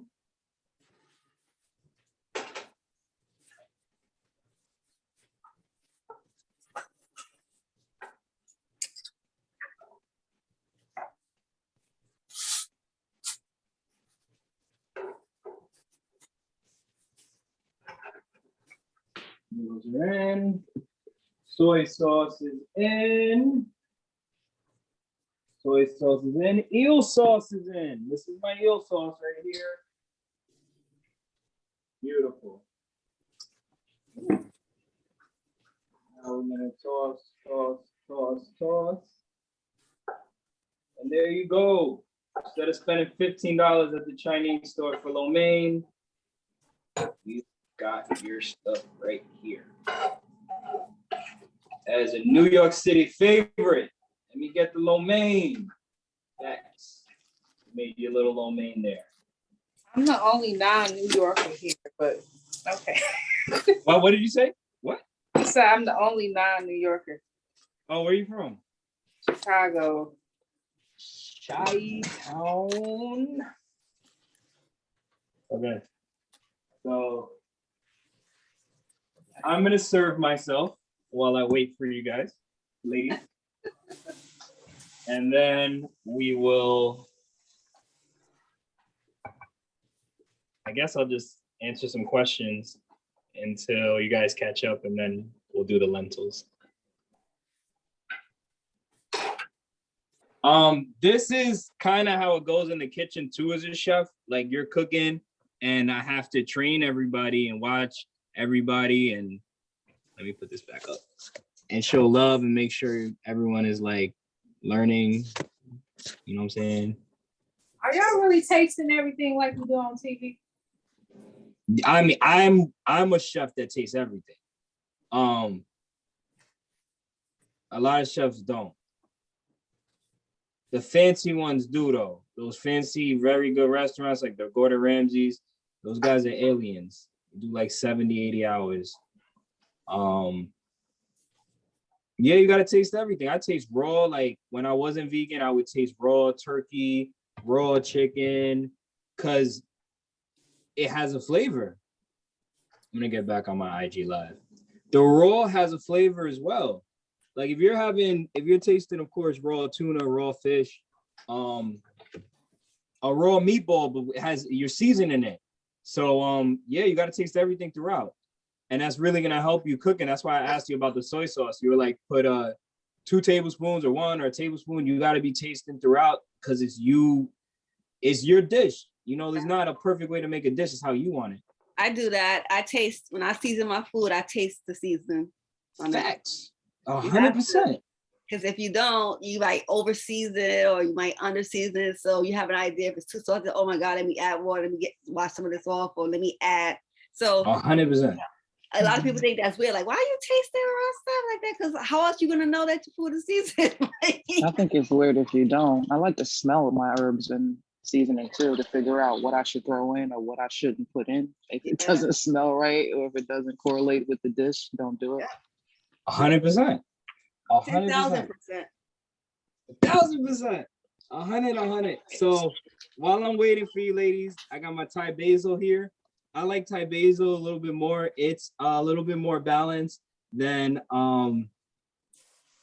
your regular basil. It's a little bit less harsh for me. So I am going to add that to the top. All right, so I should turn this off now. Where are you at? Let me take a look at your dish. You're good. Your dish is ready to go. Oh God. Wait, do you have a basil? I'm coming to your house, Taja. I'm coming to your house so I can get some of your food. You gotta catch me. I'm about to leave. I'm about to move. Oh. Facts. I'm going to the. I'll update you guys if you follow my Instagram. Okay. Do you have cilantro or basil? Yeah. I would add some basil in the pan. Just, you don't have to cut it or anything. Just grab it like that, tear it, put it in, toss. And some cilantro. So basil's in. I got the cheat sheet for everything. Yes. I got that too. Yes. My cilantro is over here. I will cut that as well. And this is like a really, like the way I cook now is way different. It's all about the nutrition and what I'm eating. Throughout that whole recipe, you could have avoided all table salt. You could have avoided all sugar. You could have avoided all soy. You got your kale in. You got your spinach in. You got your vegetables lightly cooked. You got your coconut oil. And if your objective is to get in shape, like it's all about the diet. Like I can't even put on weight with the way I eat. If it's just about flavor, feel free to DM me. I'll give you the master recipes to everything. But I don't really cook like that anymore. So you're a completely vegan chef? Yes, that has literally like slowed down my aging process. Like, and that came from being a chef. I thought it was because black don't crack. What happened to that? So working at Ramsey and all these restaurants, someone said they're about to make mushroom pastelillos. Working at Ramsey and all those fancy restaurants, they ask so much of you. And the only way to really make money is if you put in the hours and to get good. Like all these things I know how to cut. I didn't learn none of that in school. I learned that from doing that 100 times. Like cutting an onion 100 times, cutting a pineapple 100,000 times. So physically it starts wearing on your body. So you got to treat your body like these athletes do. And that's why a lot of the athletes are vegan now and stuff. The chef thing is very physical. It's not these big, huge chefs. You got to be very small if you're like, because you're on your feet 70 hours. So like, and a lot of these restaurants, the fancy ones, the chefs are really skinny. It's a myth that the chefs be big and fat and stuff. Like it's hard. It's just a hard job on your feet. We believe you. Waiting on y'all. let me taste this. Let me see where we're at. So I try to keep it once again very simple, something that you could whip up for your kids, for your husband, for your woman, for whatever, like very quick. Like that was like a 15-minute stir fry. It was a very quick 15 minutes. If you know how to cut. Nah, I showed you the shortcuts. You got the pre-sliced ones. I had it like, you know what I'm saying? I had girlfriends that don't know how to cook, and they was like, yo, babe, show me, and I know how to show. I have cooks. Cooks are 18 years old. They never been to culinary school. They know how to cut. So you didn't need, let me see. You needed, the pepper's pretty easy. The pepper, if you didn't want to cut it how I cut it, you have basic knife skills. You could go, let me cut off my IG. Show y'all the basic way so you guys can actually do this. So boom, if you got a pepper, it's very easy. Just cut the top off, cut this end off, cut in half. You always want to half.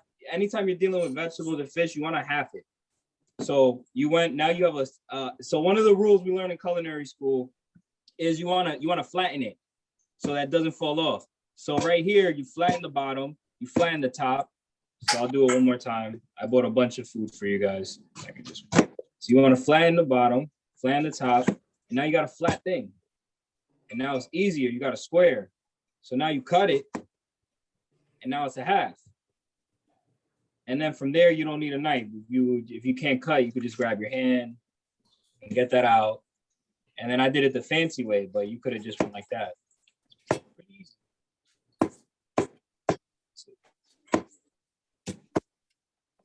You want to do the fancy way? What is that? Pineapple? That's a orange. That's a yellow bell pepper. Yellow bell. Oh. Yellow bell. Yeah. I worked in 70 restaurants. So if you guys have any restaurant you want to know the celebrity chefs, I worked for more than Gordon Ramsay. I cook for celebrity clients. It's a cool career. Can you introduce me to some of your celebrity clients?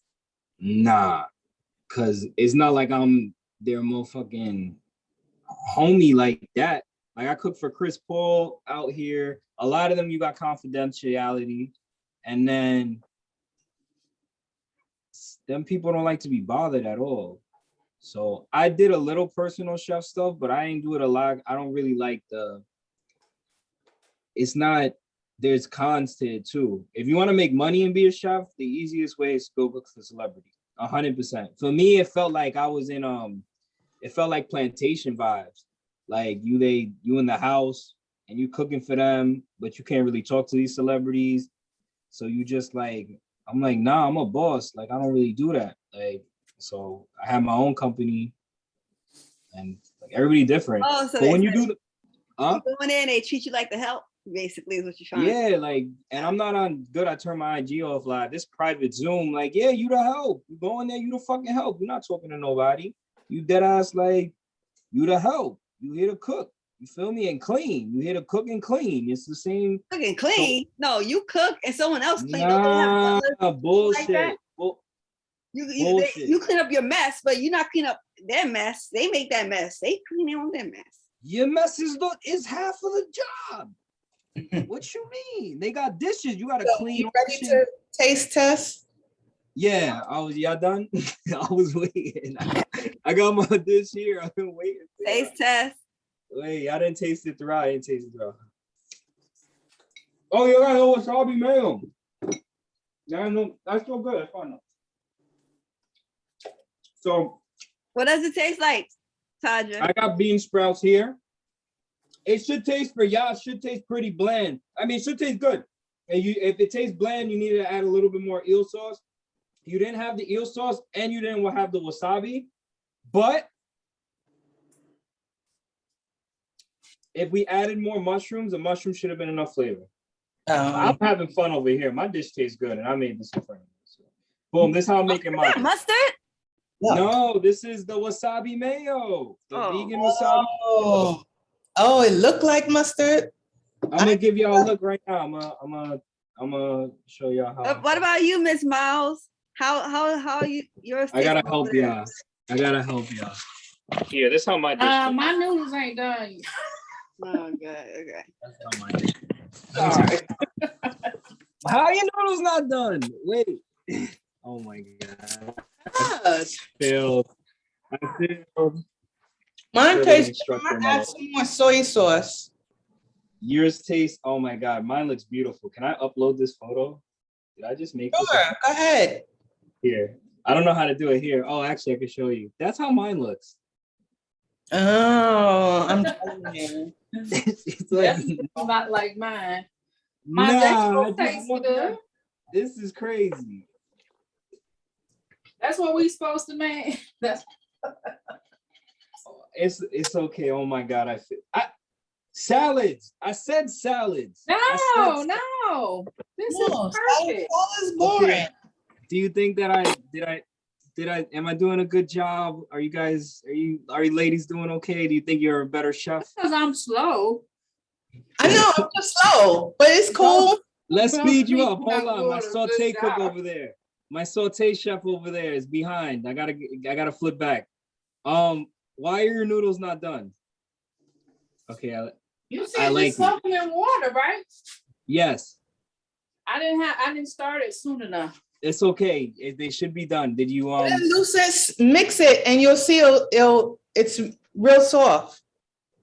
Mine. That's what happened to me. It was looking You like good? I believe in you. Listen, grab a handful of the noodles and throw it in the pan. You're gonna cook them in the pan. Let's go. We gotta get this out. Okay. I believe in you, chef. Get in the pan, put the heat up. We're gonna finish cooking those, and we're gonna add. What seasonings you got? We gotta re-season yours because you don't have the eel sauce. What seasonings you got in the cabinet? Name something. I got. What would go with this? You got sesame oil? Yes. Add a little sesame oil. Okay. Right now I got wasabi, I got sesame, my thing is tasting delicious right now. Well, it don't taste bad without food. Oh, no. Oh, you haven't had my food. My food is excellent. I worked for fucking Ramsey. That's 23. That's 10 years ago. 10 years ago. 10 years ago. I'm getting oldie. Yeah, you're old, dude. You're old. You're ancient. 33. How old are you now? 33. You're 33? Gosh. 33. 33. Oh, I got sesames on mine. Oh my God, this hits. I'm waiting. You already said you old at 33. I guess in the. Y'all don't even know the week I had. I was braced up. Do you see this? I was braced up till a couple hours ago. wow. What happened? I woke up bad, but I could never cancel. I put my neck on the line.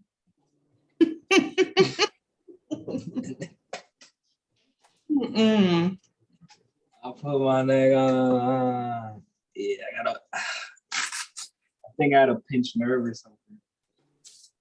Whew. Okay, I have a mess here, but I'm waiting for my chefs. So for me, that's a great recipe because you can throw in any vegetables you want. And younger in my career is about the recipes, and later I'm really like, I embrace teaching you guys how to cook because you could do it all the time. When you're confident and you know what's going on with the vegetables and what's happening, you can do whatever. You don't need a recipe at all. And that takes, if someone could teach you that, that's a skill that you use forever. The recipe's just for show. It's like, yo, I really know how to cook vegetables. I could cook for my family. I cook for myself. I could save money. The difference between going out and eating at home, the money is like unbelievable. So those recipes were very cheap and very easy. They're very cheap. Bell peppers, onions, mushrooms, basil. You get all this shit at the store. And then just throw it in a pot. So basically it's vegetables, noodles, seasoning. Mm-hmm. That's it. Let me review it. I have my notes for you guys. Your Your seasoning is the garlic. If your thing doesn't have enough flavor, you need more garlic, you need more ginger, you need more onions. Once again, I had the wasabi mayo, which you're not gonna find in the story. What you're gonna find how I made it is I have wasabi. I grabbed the wasabi, which is in the cabinet somewhere, wasabi, honey, and vegan mayo. And that's how I made my wasabi mayo. Because the only spice in there is black pepper. So when you're composing these dishes, a big part of being a chef and knowing how to be a chef is you balance salt. So I got the soy sauce, I got the eel sauce, I have salt. You have pepper, the spice, which could be pepper. It could be habanero, Scotch bonnet, paprika, you know, all the things get a little spice, a little kick. For this recipe, the spice was the wasabi and the black pepper. And then I missed sorry, you gotta add lime. So I have lime segments here. And you add lime like a pad thai, you could add a lime to that. So and that should be tasting amazing. That should be tasting. Oh, And, I ate most of it. I know it's fine. But that's a very good. You can use that same vegetable mix and put it with rice. You can use the same vegetable mix. I hate rice. I mean, I'm Puerto Rican. I love eating rice, but I hate that I love it. You could mix your rice with quinoa. So when I put people on diet plans, I usually mix the quinoa with the rice. If they're like, I can't give up rice, I can't give up rice. So I'll be like, all right, cut the rice with the quinoa. I don't like the quinoa because it gets stuck in my teeth. Yeah, it's weird consistent, but if you mix it with the rice, I swear to you, it's gonna be like eating rice. Mm-hmm. And I just try to find, when I put people on these diets, I try to find things like tricks. You really got to trick yourself to be in this habit because we work so much. So I got a lot of sympathy for the mothers and the people that are just so busy in their life. So I try to make these recipes super, super, super, super easy as much as I can. And then I didn't do no bookings. You was the only booking. I don't take no more bookings. I'm ready to move. I'm moving Saturday to the Virgin Islands. So I'm off my IG Live. So I can tell you, I'm moving back to the Virgin Islands. I work at a hotel over there, 5-star resort. So I'll be back there Saturday. I got somebody to visit. Facts. That's another thing. Facts. Just hit me up. I'll be lit. It'll just be me and Mello. That's it. I came back for Mello. Shoulder killing me. Okay. So you guys, are you ladies good with that recipe? Can I move on? Yeah. Okay. And do you mind if I put my brace on? It's not a big deal. My neck just tired. Thank you. Sure, you want to call it a night? And I mean, I got the other thing cooking. I'll just run through it very quick. Okay. Oh, this is good too. I'm gonna take a picture and send it to y'all. Yo, nah. Just gave y'all a very good, easy one. And you could DM me. The whole point of meeting me is talking to me and having me for an hour. Difference between just buying like a meal prep. You have me for hours. You could DM me. You could be like, yo, Eddie, I'm making this again. I need some help. Or Eddie, I didn't like this about it. And you could just message me. Everyone got my Instagram, right? Y'all got my information, right? Yes, on the flyer. So the other one we're doing lentils. So the lentils for me are that's your protein if you're vegan. A lot of people ask, what are your proteins if you're vegan? One of your big proteins is lentils, garbanzo beans. Spinach even has a protein in it, but if you're really going vegan and not having animal products, you really got to have your lentils and your beans and your sprouts. Like even for this, I got alfalfa sprouts. Sprouts, peas, beans, that's that's where the whole plant comes from. So they're packed full of nutrients. Chia seed, I have all this, flaxseed, all these things. And Dr. Sebi, if you follow Dr. Sebi, that's the one thing these vegans miss is they miss the seeds and the herbs. Like Dr. Sebi was Panamanian, he would get the teas, and you have herbs, and you have all these things that are not actual vegetables. So a lot of people go vegan thinking they're alkaline, but it's like, nah, you gotta have a lot of herbs. Feel me? You gotta have sipping your sea moss all day. and your hot liquids and all that. So that's done. I had the pita bread here too. I got so much food. I'm sorry. That's what I said, salads. Y'all know food takes a long time. I'm so happy I did it. There's nothing I would do more than, I lived a very lit life this year. So I have no problem doing this for y'all and hopefully helping. We didn't want salads. What? We didn't want salad. Yeah, I know y'all didn't want salad. I gave y'all what y'all wanted. Okay, let me know when you're ready for the lentils. I'm ready. Okay, let me get the lentils. It's in my pressure cooker. I'm gonna go take a look.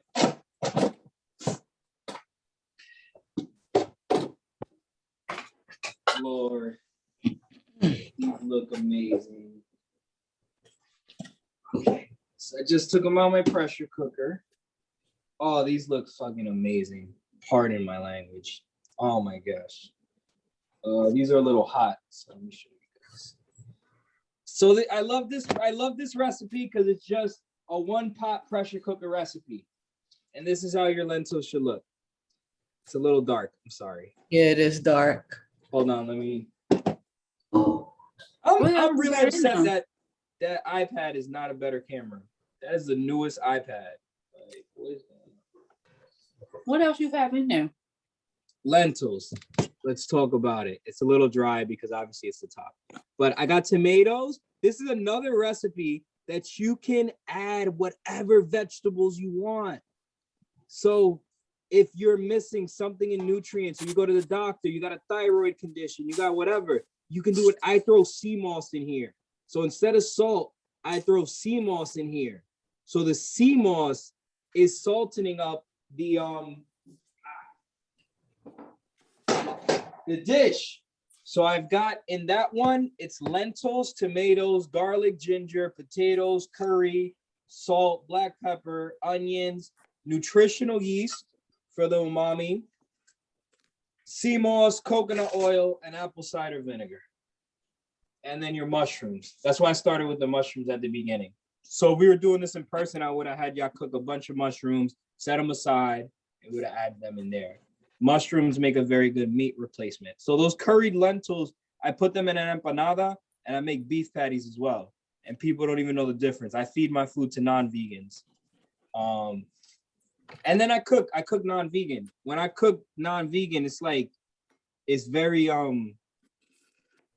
it's so easy because cooking the vegetables is harder. So, but I still do both on a daily basis. So I was supposed to have all that in there with my pressure cooker? Yes, dear. Oh. It's not a lot. It's not a lot. Look, I've already messed up then. Oh, you're doing this with me? That's not going to be done for an hour. I mean, in the pressure cooker, it's done. I mean, you ready? I got you. I'll walk you through this. You got tomatoes? Yes. Okay. Are they cut or you got to cut them all? Well. So maybe you can send a recipe. Yeah. Yes. Then I'll email it out to everyone. Send both so we could have that on hand because we just have the shopping list. Yes. Let me send that. For me, once again, it's so about anytime I give a recipe to a cook, professional cook that I'm paying, I give a recipe to a new cook, they mess it up. It's not about the recipe. It's about, my job is to sit down with the cook and walk them through like I did with y'all. Let me look at the mushrooms. Let me look at that. And that's how all these restaurants are. So you are like a big part is not the recipe. A lot of times the recipes I get online is wrong on purpose and the chefs save it for the paid book. It's crazy. They sabotage their own recipes. They don't work. So even me as a chef, I do some recipes online and I'll know something's missing. I'll be like, this tastes okay, but like not good enough for it to be a recipe. So sometimes chefs on purpose, they take stuff out for the free recipes. So, What? That's what they do? No 100%. wonder. I'm like, wait a minute, this must be some kind of conspiracy going on. Them shits don't work. The recipes don't be working. They be like, whatever, they be okay. Because it's like, if this is a career and this is a field and people make a living out of this, why would they put those recipes all for free up on the website? Of course, they're going to leave something out, let people mess it up so they can figure out, okay, so I got to pay for this to be done right. Yeah, nah, I mean, I don't fuck with that. You know, like I like doing when I can. I think cooking is such a beautiful shit. It's like I could just give that to you for free. You feel me? Like I have did your work number. on I'm this. gonna be reaching out to you shortly. Holla at me. Like I got my Facebook. I'm very accessible. I be traveling, so you gotta catch me. Mm. All right. Well, thank you for showing us a delicious meal. And you could go and celebrate your birthday. Happy 33rd birthday. Turn Yes, up. please. Yeah, turn up, right? Like, good. I go to sleep. Okay. Well, I'm glad you ladies have any questions. Did I help y'all enough? You help, but send the recipe to her so I can finish my Where are you at with your lentils? Do you need me anything? Do you need anything? Throw your lentils in. The recipe. I can fix it. Okay. They cool. cooked. My lentils are cooked, but I didn't put nothing in it. I didn't know I was supposed to put all the other stuff in there. Oh, I'm so glad that happened. I'm a big fan. I told you a seasoning at the end, especially when you're a beginner. Not a beginner, but you're not a chef. So like I could look at shit and I'm like, yo, I put too much, or I put too little. But you season at the end. When you take it out the pressure cooker, season it right now. I do that too. Okay. I do that a whole lot. People be like, your food tastes so good. And I'm like, yeah, season my shit at the end. When it don't taste right, I fix it. So when add those lentils right now, you want to add nutritional yeast. If you don't have the nutritional yeast, you know, salt, pepper, and then work from there. Okay. Okay, bye, mama. I will email you guys the recipes. Give me a little bit because I'm gonna clean up now. All right. Thank you so much. Thank you.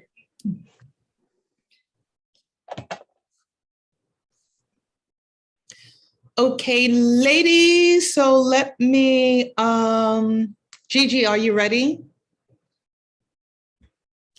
Yes. I am ready. The breakout rooms. Let me see. How do I to choose allow to turn session time? Okay, and you said 15 minutes, right? Yeah, set it. I would say set it at least to 20, just in case. If Okay. you can.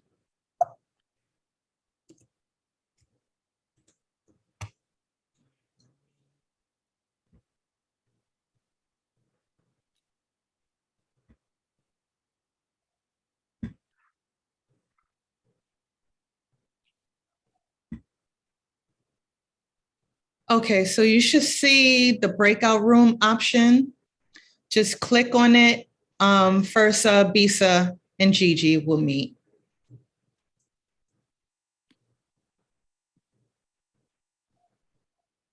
I'm on mobile, so I don't know how it works for mobile. Yeah. You have to launch the breakout rooms. They're not open. It's not? Mm-mm. It says closed door rooms here, so it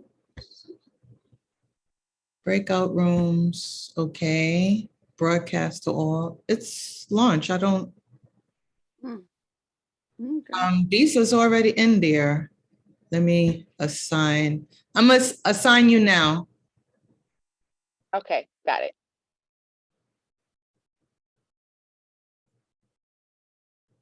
Oh, okay. So you're you didn't open up the breakout rooms for everybody. You doing it individually or something? I created separate rooms. Oh, okay. So that's why I said. So I guess when it's my turn, hopefully the breakout room, what's the name, thingy will come up. Yeah, something like that. I have to put you into a room because you didn't respond in time for me to actually create a special room for you. All right, so let's do y'all have a break, a quick break? Nancy will be next at 9:30. So we could take a quick break, grab No, some. it's just me and you, right? Huh? It's just me and you right here. For real? Yeah. Let's see, wait, where is it? Oh, wow. All right, well, I guess when she'll come back at 9:30. So one person is in the room with the tarot reader, another person is in the other room by themselves, or whoever else is in the room by themselves. Let me see. Hold up. Breakout room. Nancy's not here. Oh, she's gone completely? She's not here. It's only us two. No, what I'm saying is that they're in the other. So Nancy is not in her room. She's not in her room? She's not on Zoom at all. Oh, that's okay. So she left. Yeah. Oh, okay. Because I didn't put her in a room and it says 0. So, yeah.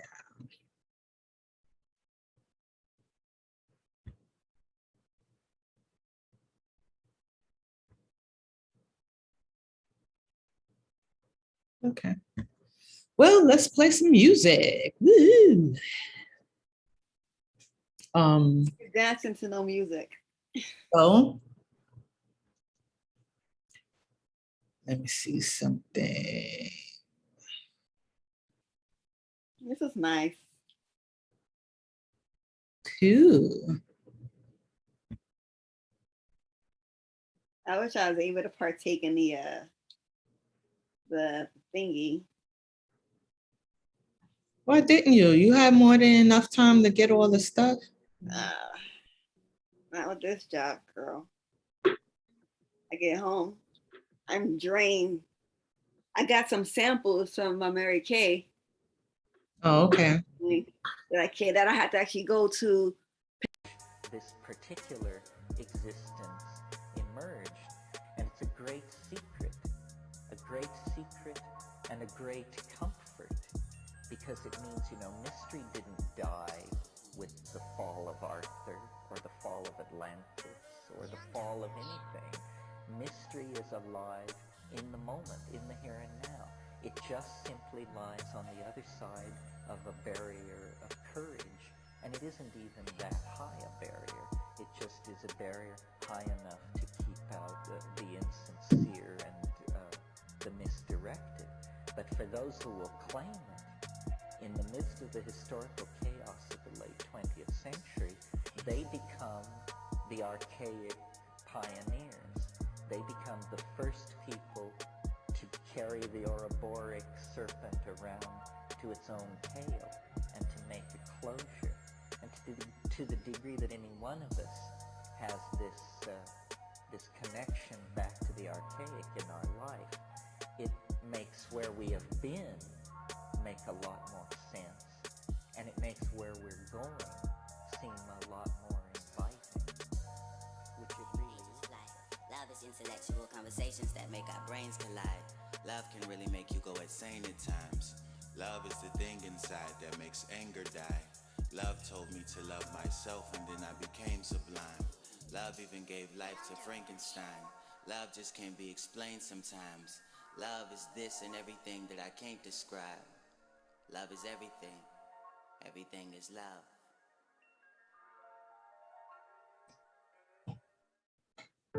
I start my mornings with breath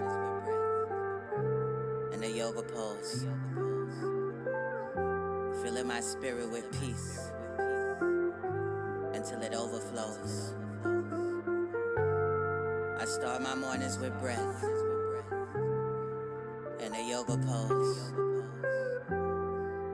filling my spirit with love until I overdose. Yeah, my eyes closed, I'm in child's pose. I know life ain't perfect, but I smile though. Count my breath like 5, 4, 2, 1, and ride slow. Another day, a new vinyasa. With every breath, releasing all my problems, all my chakras. They so aligned, I'm so aligned. I'm so divine. Wake up in the morning and I celebrate. Say my present and I meditate. Wake up in the morning, then I levitate. Do a sauna, pranayama, meditate. Wake up in the morning and I celebrate. Say my present and I meditate. Wake up in the morning, then I levitate. Do a sauna, pranayama, meditate. I start my mornings with breath and self-analysis. Giving thanks and gratitude to life and all of its challenges. So many dualities, but I know how to balance it. My heart is open, I'm in cobra pose.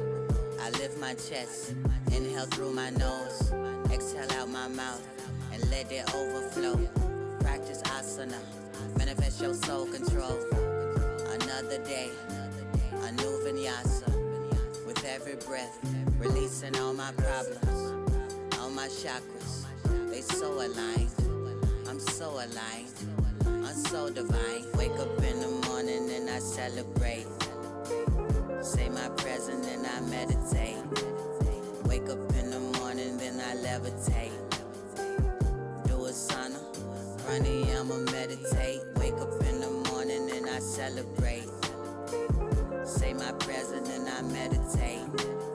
Wake up in the morning, then I levitate.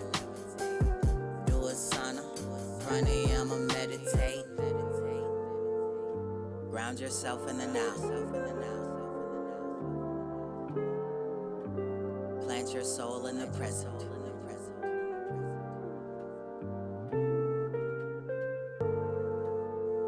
Anchor your mind to the breath.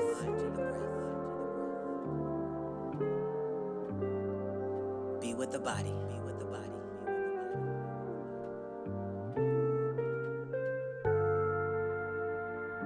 Be with the breath. Release the tension.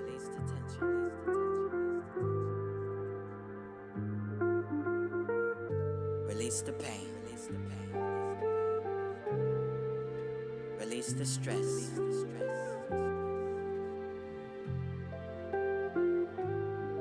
Watch the body.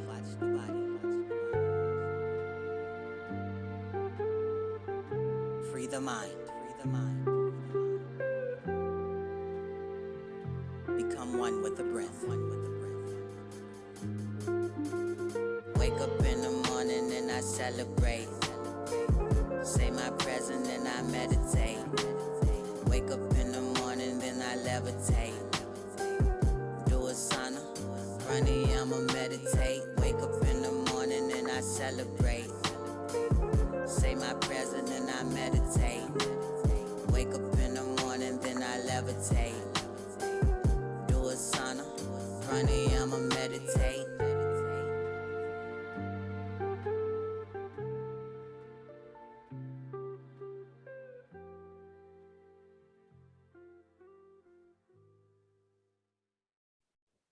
When God said, let there be light, he was speaking of you. And then he found that the trees of life needed a fruit.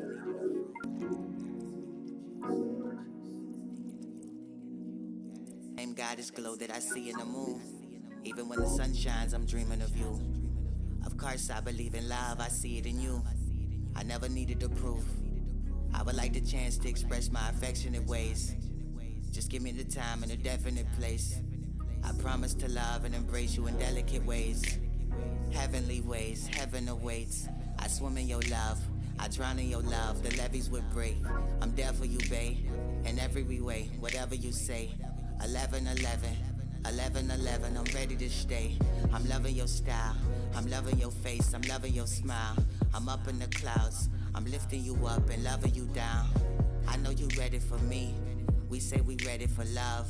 They say they ready for us. We from the heavens above. Pray.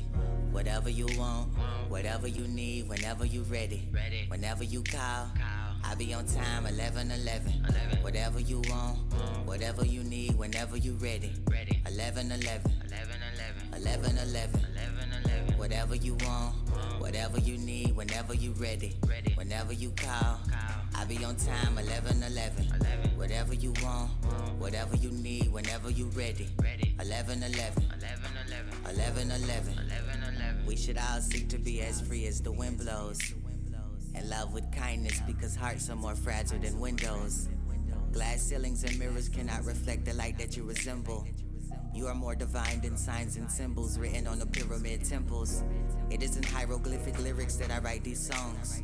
Hoping that you can hear my soul cry as I travel these nights alone. I would search far and wide for the universe's most righteous stone. Bow at your feet and give you my life and throne. Hoping I can right my wrongs. I'm loving your style, I'm loving your face, I'm loving your smile. I'm up in the clouds, I'm kissing you up and loving you down. I know you ready for me, we know we ready for love. No, they ain't ready for us, we from the heavens above. Pray, whatever you want, whatever you need, whenever you ready, whenever you call, I be on time, 11:11. Whatever you want, whatever you need, whenever you ready, 11:11. 11:11. Whatever you want, whatever you need, whenever you ready, whenever you call, I be on time, 11:11. Whatever you want, whatever you need, whenever you ready, 11:11. 11:11. 11:11.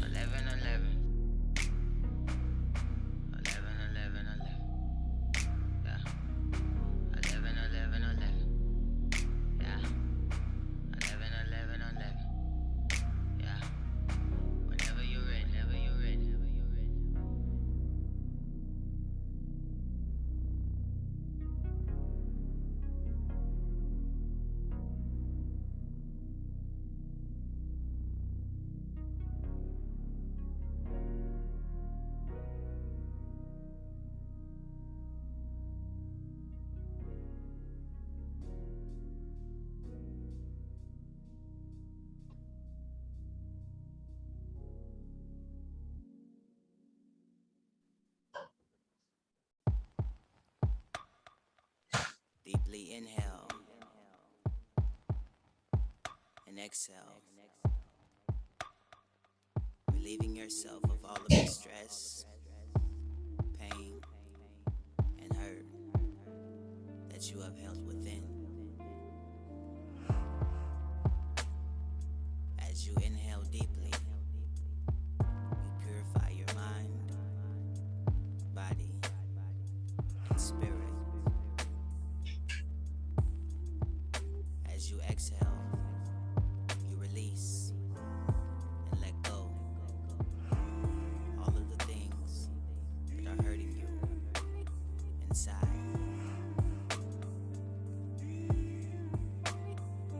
In order for you to receive love, you must let go of hate. You must let go of anger. You must let go of fear.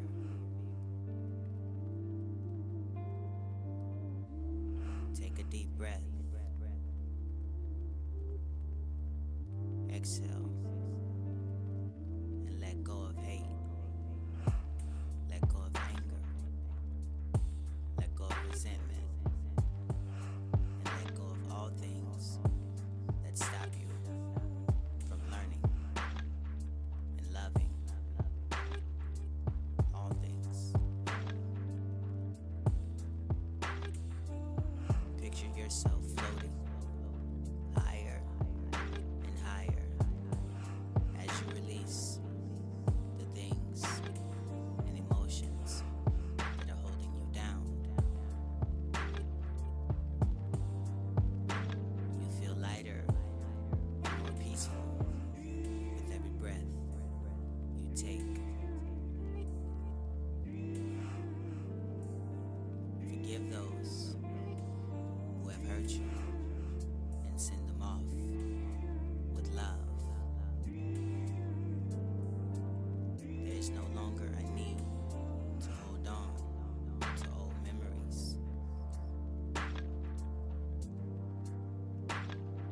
As you continuously breathe, slowly and deeply, you clear your mind and space exciting and healthier relationships. The things of the past no longer bother you. They have only made you stronger. They have only made you wiser. They have only made you more understanding of what you deserve and want in your life.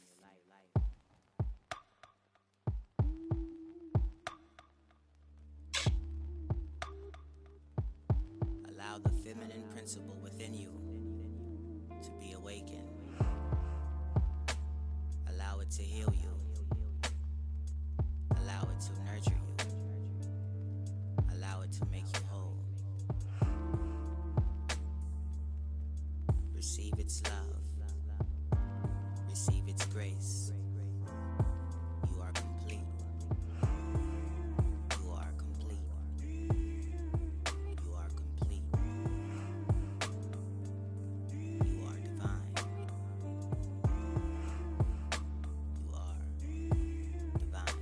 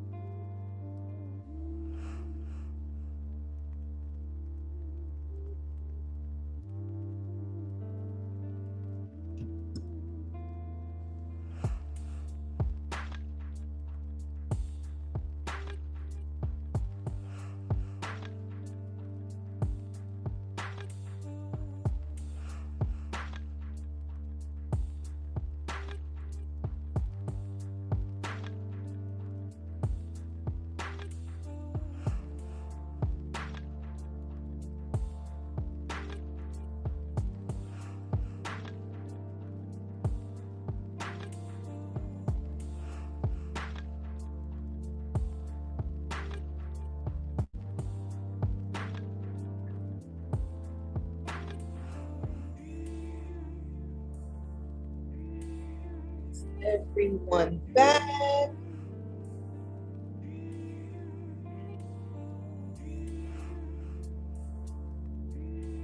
Waiting for Gigi and I.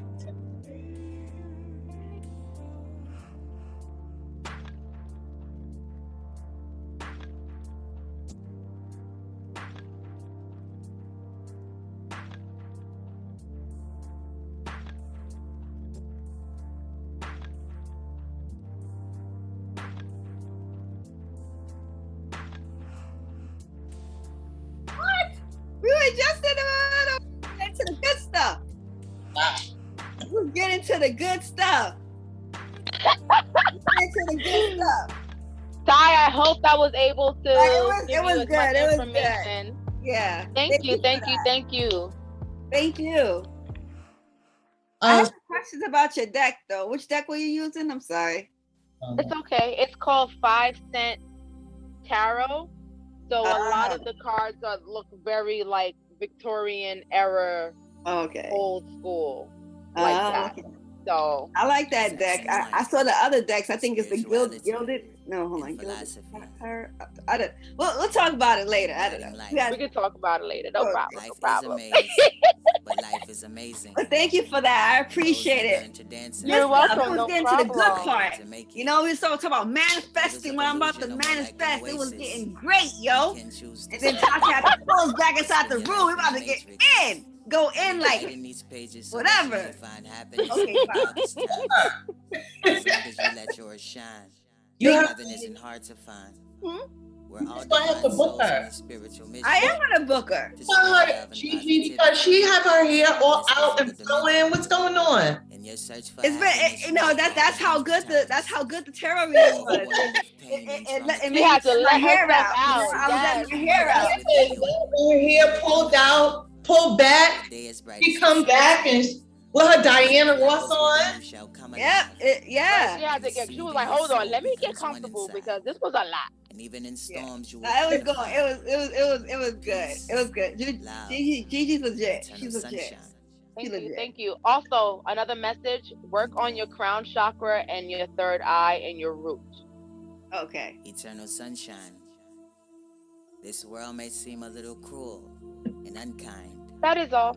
But if you believe in God as much as you did negativity, just one time, I promise you would experience eternal sunshine. Get started with You the have to learn to let yoga go of what you can't class. control. Love and master Everyone yourself is to ready advance your to soul. go. Inpo. Dharma. Maybe this life isn't so much about trying to achieve our goals, but rather understanding that we should embrace what comes and free what goes. Whether good or bad, accept all things as the seasons flow. Realizing that everything you experience happens only to feed your soul. What you consider blessings might later be lessons that you Can y'all find. hear the music? And all of your lessons will be blessings in Yes. due time. Okay. The sun never sets. It is only you that is moved away. Yeah, I can hear it. Which So if you one? ever happen Is it to two miss different your things way, playing? Or keep these words in mind and renew your No, it's just one Everything on will be okay. soundtrack right now. I'm about to. oh, okay. Enjoy. Yes. Here. Divine light. There is nothing in this world that you can never be. Highs and lows that you will never see. Live your life like the wind and be ever free. And I guarantee there won't be a mountaintop that you will never reach. When heaven speaks, listen to that voice.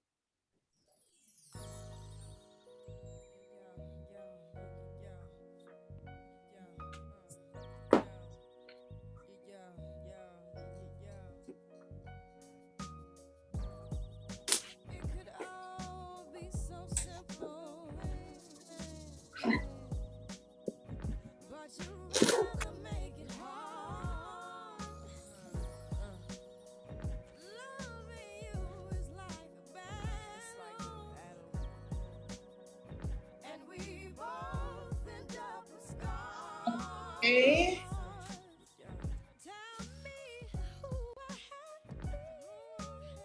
So I would like to start the class. Hopefully, you have your mats rolled out. Your box close by. Have any box. Pillows, bolsters, blankets, whatever you have. Don't feel comfortable. Grab that. And I would like to thank you for joining my yoga class. So we are going to start. First, we are going to so we're going to bend our left knee and bring it underneath the right thigh, and bend the right leg and bend it over, bring it over the left knee as close to over the knee as possible. You're welcome to here onto your ankle, down, round,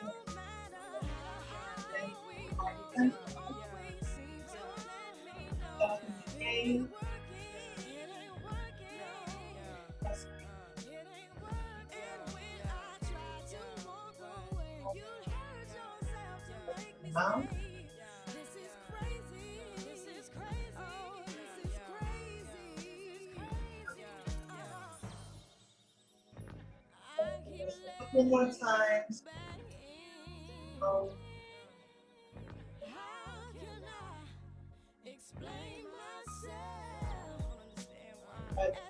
More in the mouth.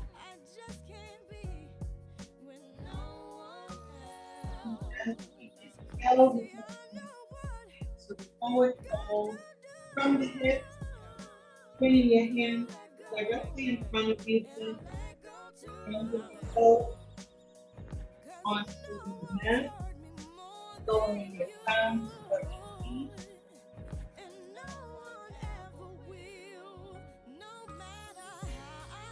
And as we sit here and continue to breathe, think of one of our affirmations. True, I am supported, I am powerful. Okay, I can't hear you that well over the music. Oh.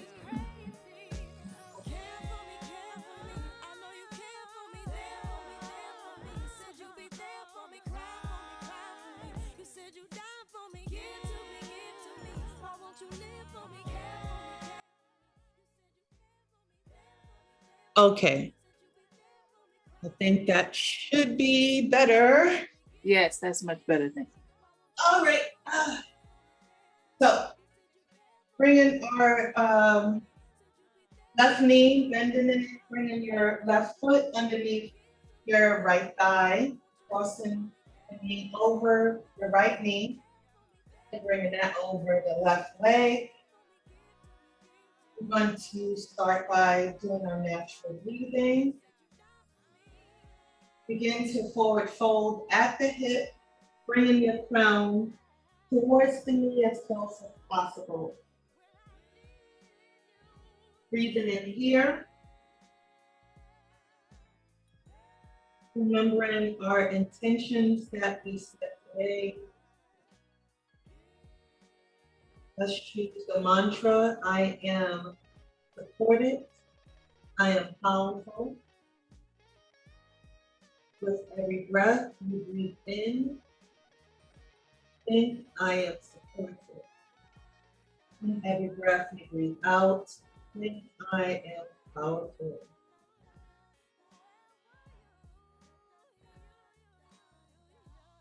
I'm just going to breathe here, continuing to our intention, thinking about our goals, everything that we are manifesting, visualizing how everything feels. Continuing to breathe here and continue to feel grounded.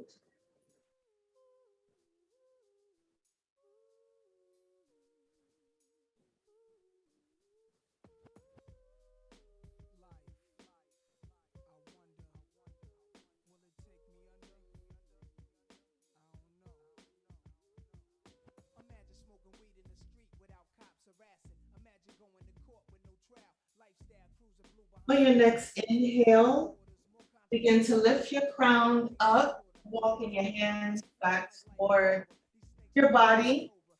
We're going to add a spinal twist.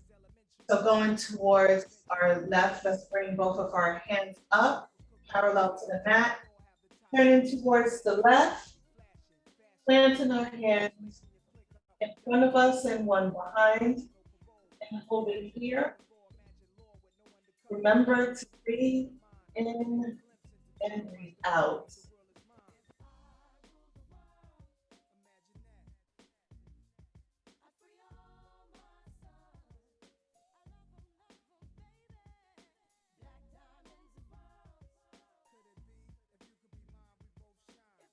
On the next inhale, let's lift our hands back up, coming into center, and let's turn towards the right side, planting our hands, one in the front, one behind us, holding here. Remember to breathe.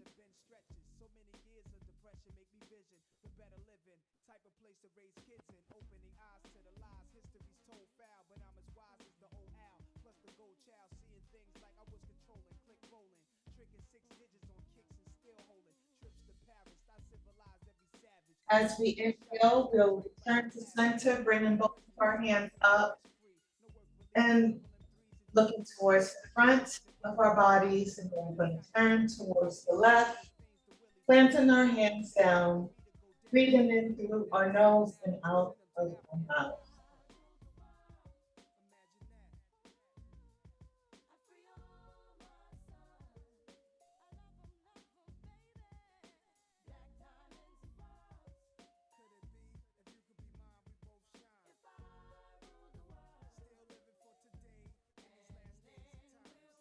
Now we're going to add one more turn towards the right, bringing our hands back up, parallel to the mat, turning towards the right, planting our hands onto the mat.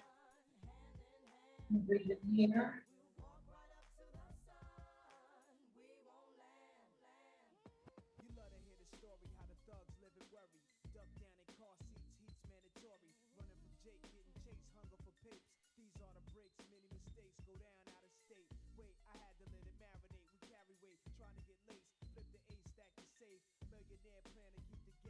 On your next inhale, let's return to center.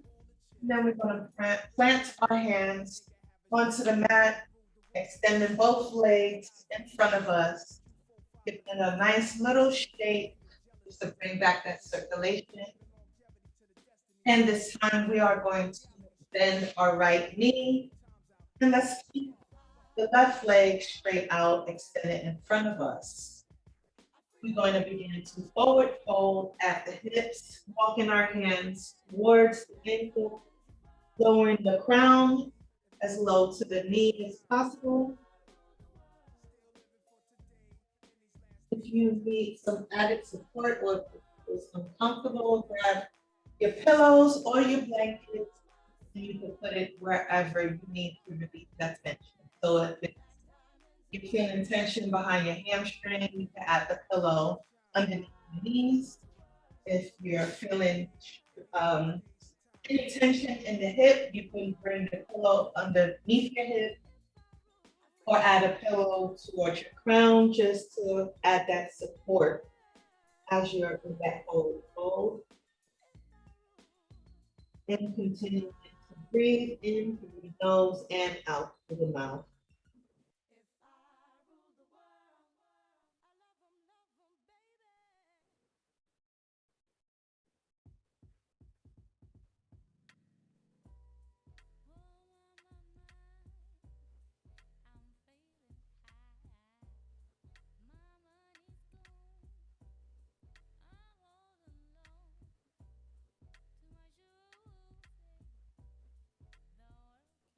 We're going to begin to release ourselves. And this time, let's bend the left leg over the right, keeping the right leg extended straight out in front of us. And adding that forward fold, bringing your crown over your left knee and holding here, breathing with every time you lower your head towards your knee, making whatever adjustments you need.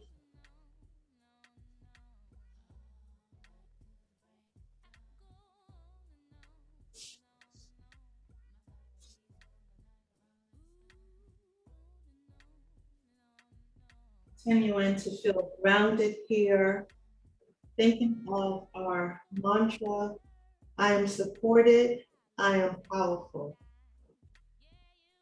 Breathe in, breathe out.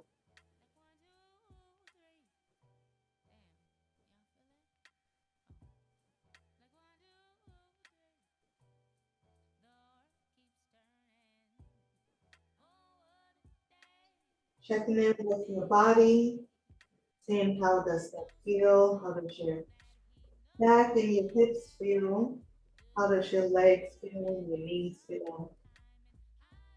What can you do to make your body feel better in these poses? Grabbing whatever you need to feel supported and empowered in these poses.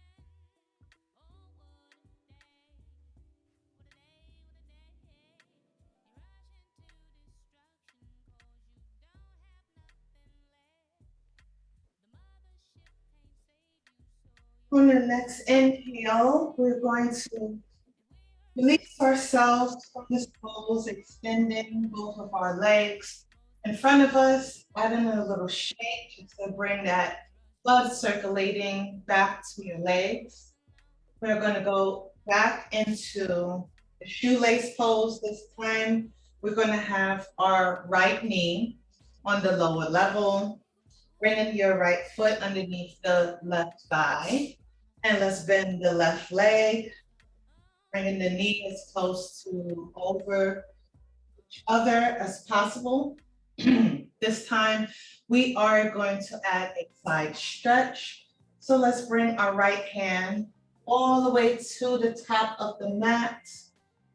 And then we're gonna bring our left hand up and over our heads. And breathe in here into that nice stretch that you feel along the sides of your body.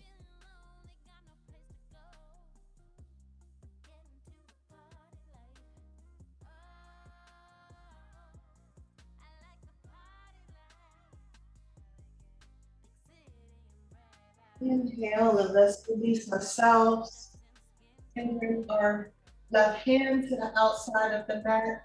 Bring your right hand up and over your head. Breathe in into this nice wide stretch.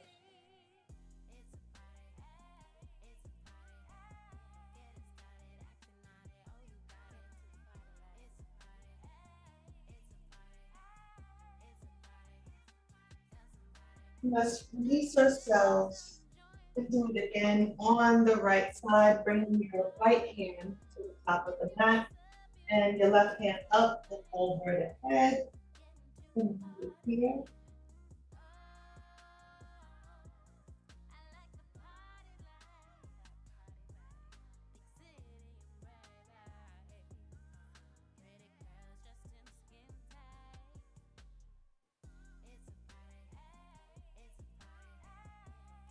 Let's release ourselves, going to the left side, extending the left hand, and bringing the right hand up and over your head. And hold in here.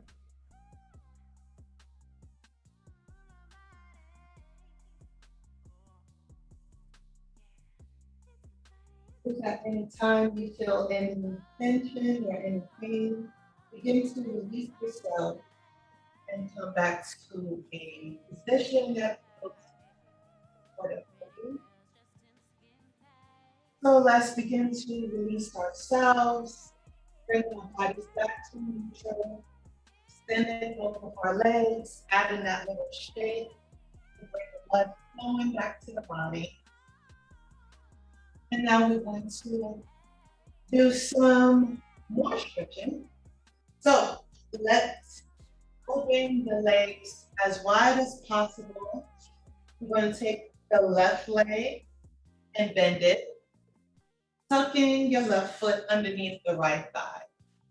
Planting your hand, the right hand as close to the ankle as possible.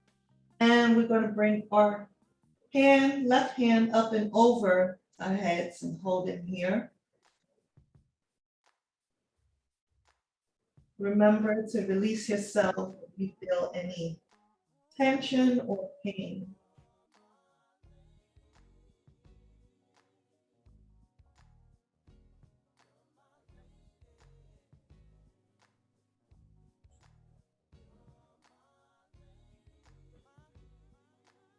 Let's inhale, turn into center, extending the left leg.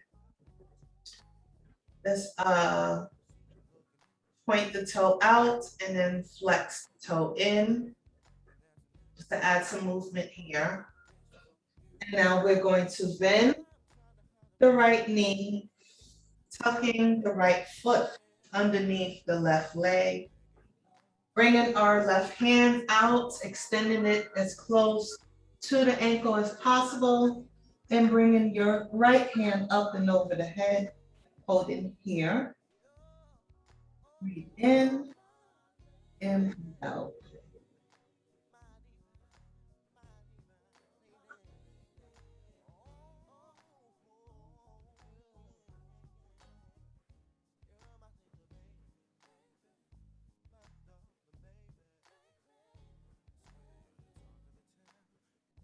And let's release ourselves as we inhale, bringing our right leg out as far apart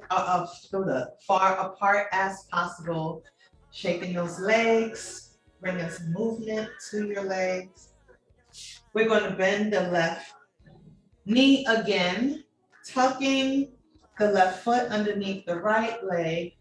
And then we're going to walk our hands out in front of us, bringing our crowns as close to the mat as possible.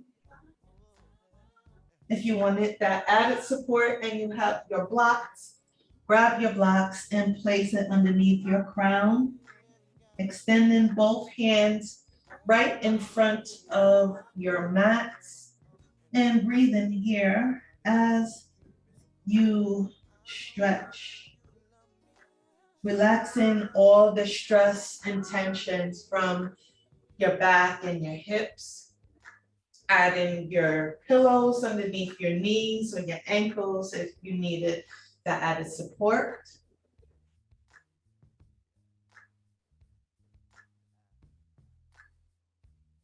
Remembering our mantra, I am supported, I am powerful.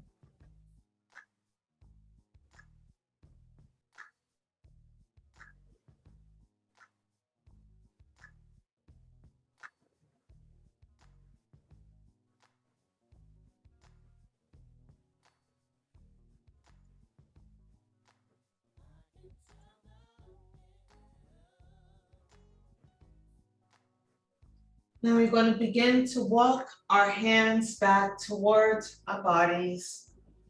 Move the block out the way, extending the left leg, adding a little shake, flexing the toes and the ankles. And now let's bend the right knee, tucking it underneath the left leg. We are going to, if you want your block, you can bring it out, but we're going to begin to walk our hands out until our crowns meet the mat. Holding here, breathing here, checking in your bodies here, adding whatever blocks or pillows or blankets that you have so that you can feel fully supported in this pose. Listening to our bodies.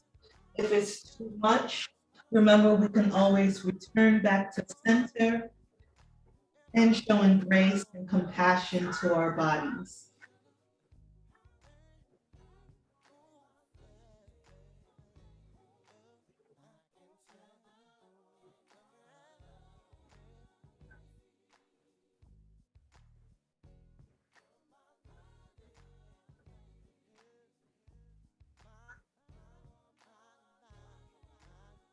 When you're ready, begin to walk your hands back towards your body as you lift your heart and your crown upright. We are now going to transition to tabletop. And that means we are going to go on all fours, bringing our shoulders stacked above our wrists, hips stacked above our knees. Checking in with our bodies, making sure that we feel good. We're going to add some cat-cow stretches. Inhale as we round the spine up to the sky, and exhale as we drop the bellies towards the mat. Inhale, round the spine, and exhale, drop the belly. Inhale, round the spine, and exhale, drop the body, the belly. Inhale, and exhale. Inhale, and exhale. Inhale, and exhale. Inhale, and exhale. Now from here, we're going to add a little twist that we call a pigeon pose. So while we're here in tabletop, we are going to bring first our right knee up between both our hands, in between the left and right hand. And then we're going to scoot the left leg and stretch it out as much as possible. And we can hold here for a couple of breaths. We can add our pillows or our blocks underneath our seat, just to fill up space and gather some extra support. Checking in with our bodies, ensuring that we do still feel good and supported. If you want to add a stretch, begin to walk your hands out in front of you until your crown meets the mat, and hold it here for a few more breaths.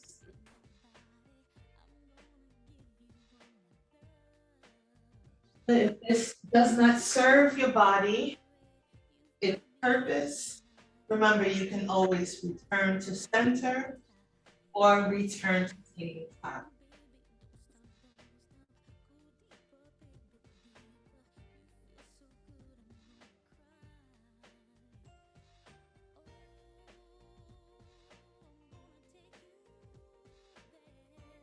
Ready, we can begin to move whatever pillows that we have, and we're going to sway our right ankle to meet the left, turning back into tabletop.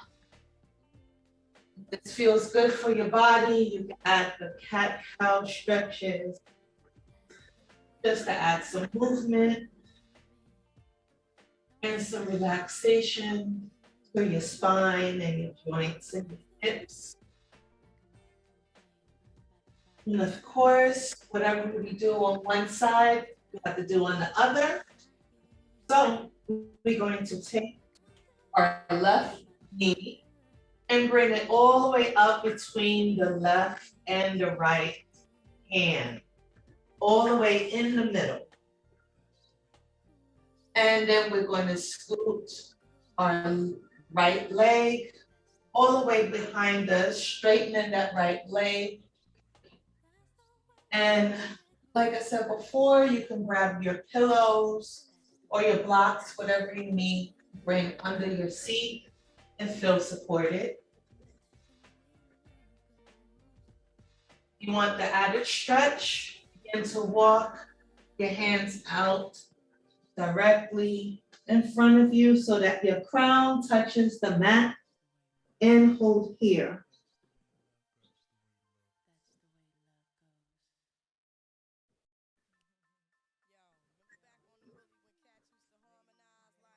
This is a great pose if you have an office job where you sit at a desk all day in front of a computer and you notice that your hips are extra tight and your hamstrings are extra tight. This is so good. Just begin to do that hip opener and relaxing all the ligaments and tendons around that area. So we're going to begin to return back to neutral. So glide your left leg all the way until it meets the right, going into tabletop. And now we're going to come into staff pose.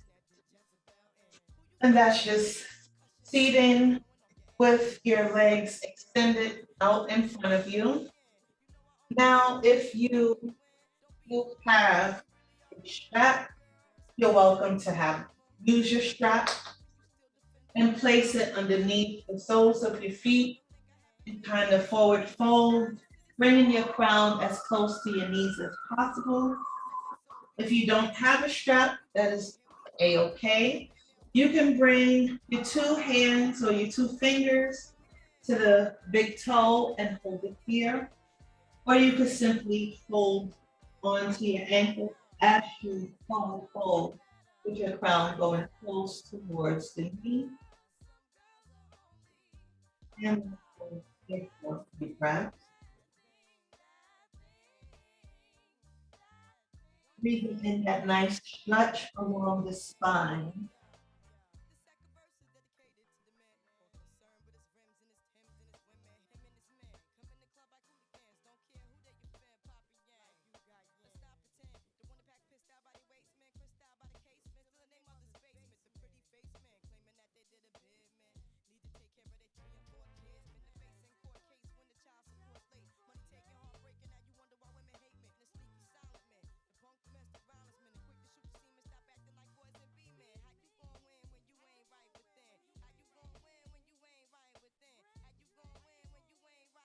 And let's inhale, beginning to walk your hands back towards your body, adding a little shoulder roll going towards the back of the mat.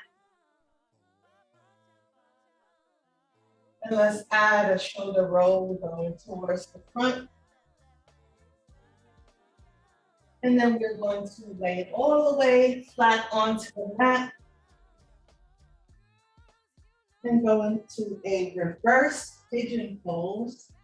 So we're going to bend both of our knees, starting with the right, placing the right ankle over the left leg or thigh.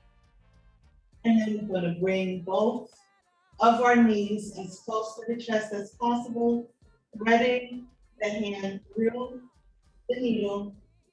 And we could plant both of our hands behind the left leg, holding here, breathing here.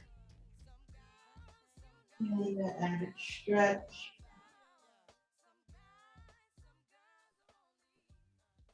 And feeling that added support along your legs at the same time.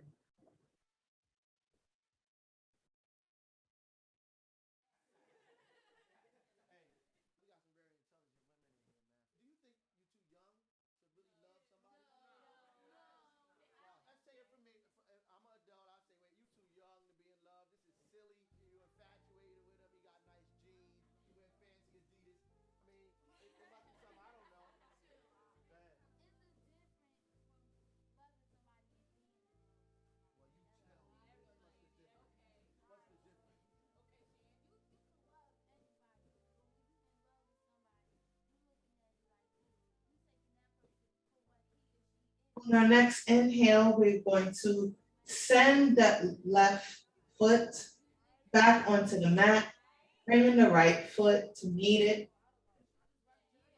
And let's take our left ankle, put it over the right leg or thigh, bringing both knees as close to the chest as possible, threading our hand through the needle, and planting both hands on the back of the right thigh.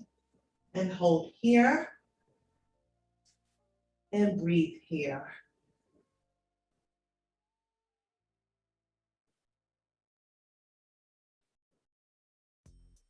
Checking in with our bodies, making sure it still feels great and fabulous. Adding whatever pillows or blocks we need to make ourselves feel even more great. Remembering to continue to breathe in through the nose and out through the mouth.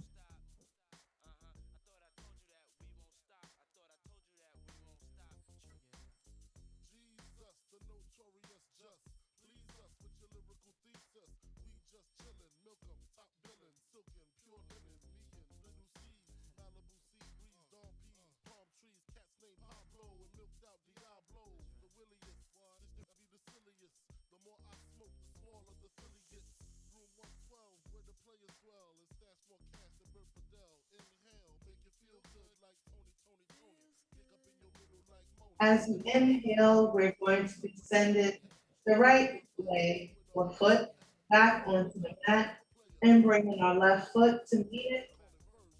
Extend both legs.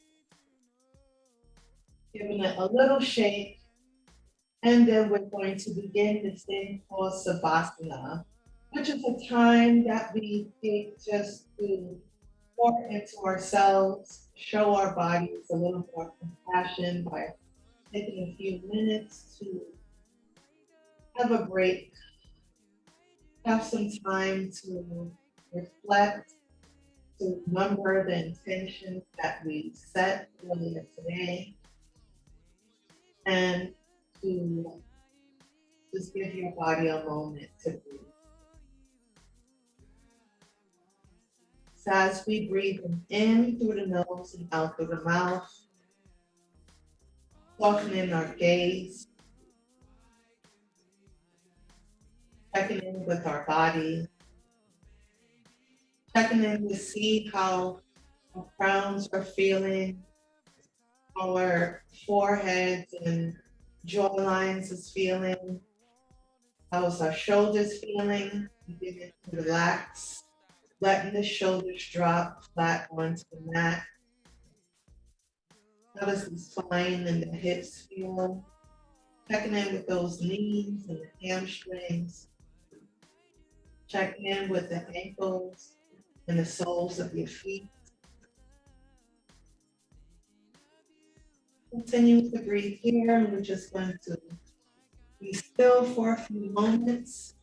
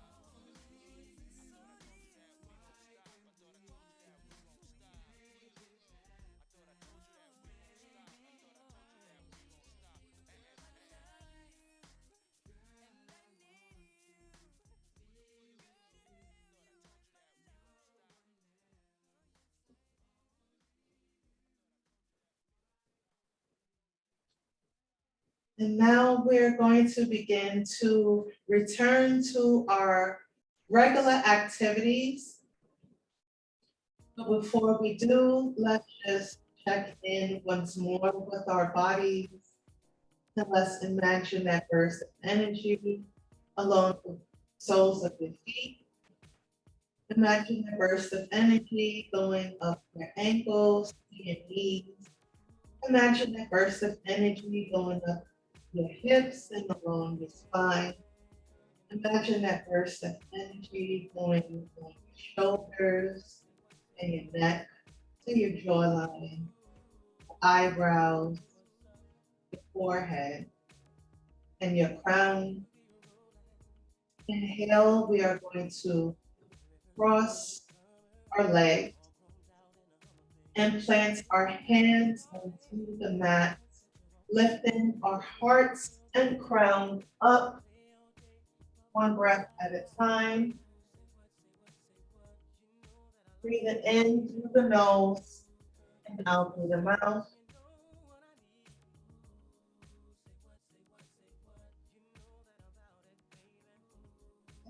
Check in with the body. Making sure that you still feel great, still feel good, you still feel supported. Continue to breathe.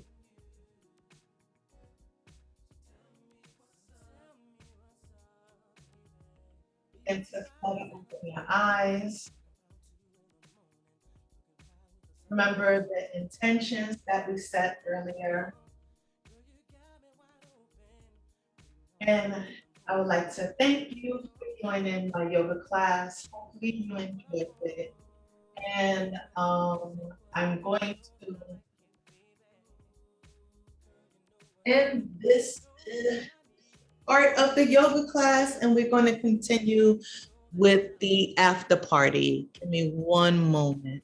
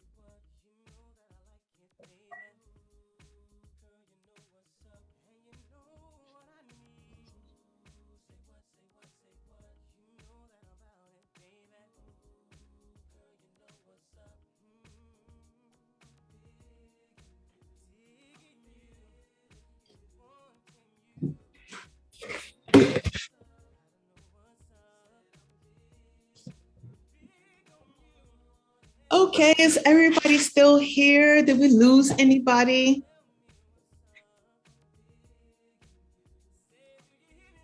I think I got everybody still here. Nobody ran away. Oh wait, I think Nancy.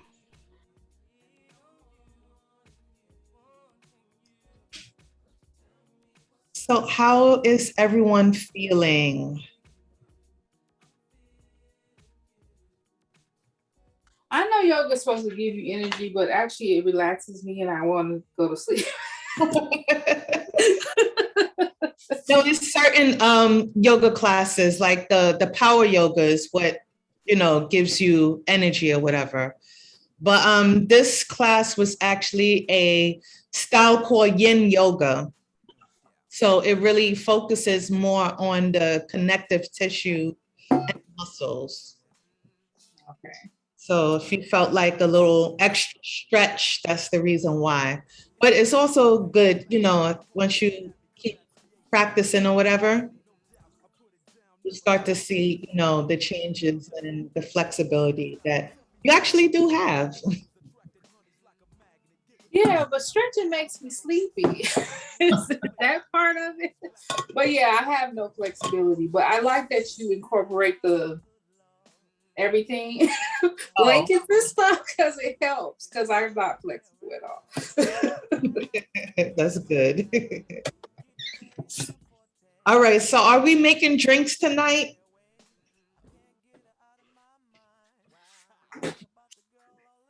I'm not. I don't have booze, but I definitely have my. Oh. What about you, Bisa? No. Oh. Not even a mocktail? I got water. Oh, that's cool. All right, so I was literally buying the ingredients like 20 minutes. I had just got home for the other stuff, so I didn't have a chance to get anything else. It's cool. Well, I'm gonna make myself a drink.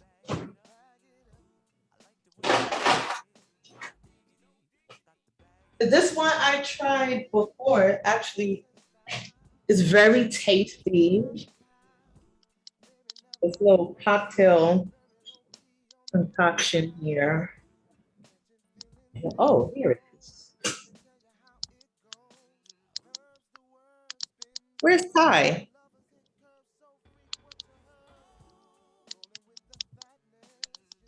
So how are y'all feeling? Do y'all have any questions? I'm feeling good. It's about to be 11:11 soon, so I'm like, look at the time. I'm on it. I'm like, I see you.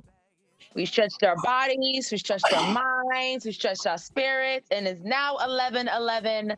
So it's now all those affirmations and those manifestations that we've said speak into existence.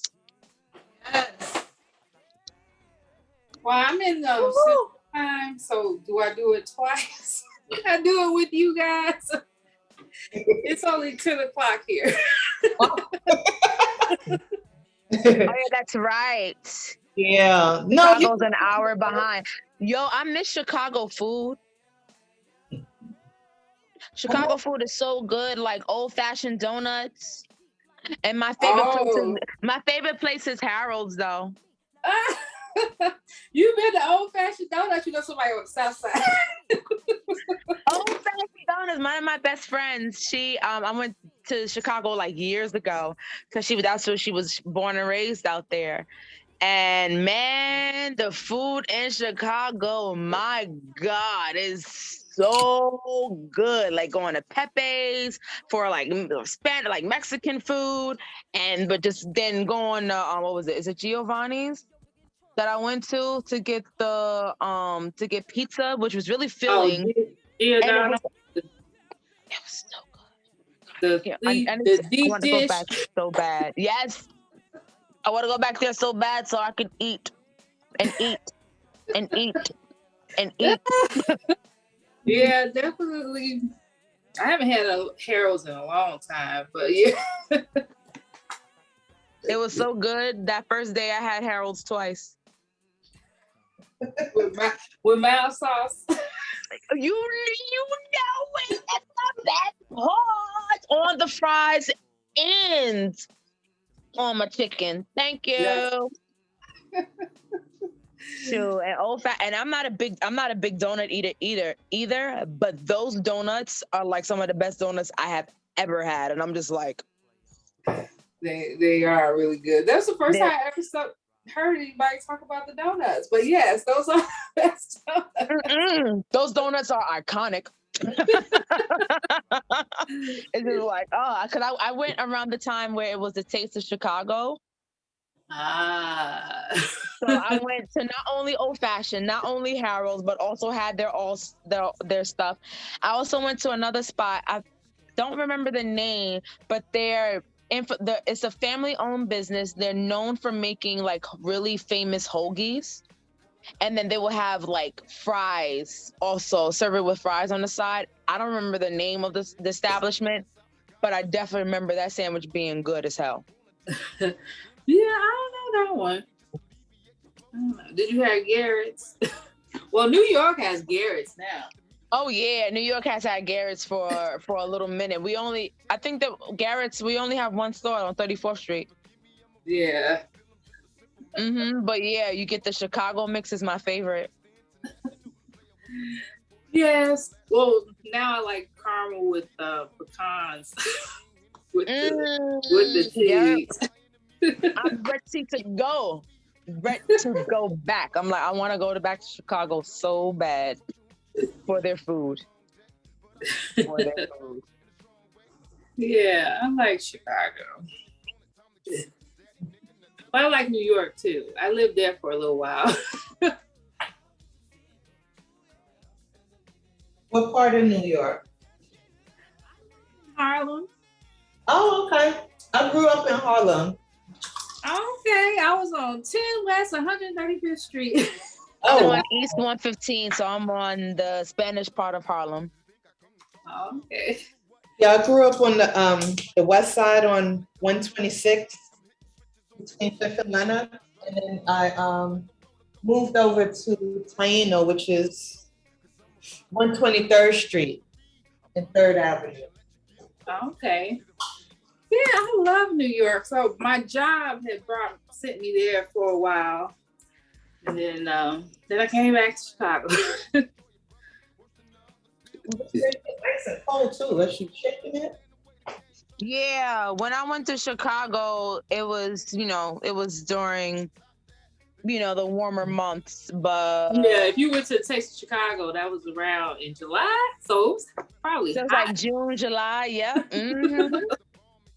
Oh, see now I feel left Oh, out. look at your mocktail. It's so fancy. I'm already left out. I can't drink. This is the cocktail. It's a cocktail. She made sure she made her a good drink. I left the recipe. Don't playing games. She was like, listen, I said my part. I don't know what happened to y'all.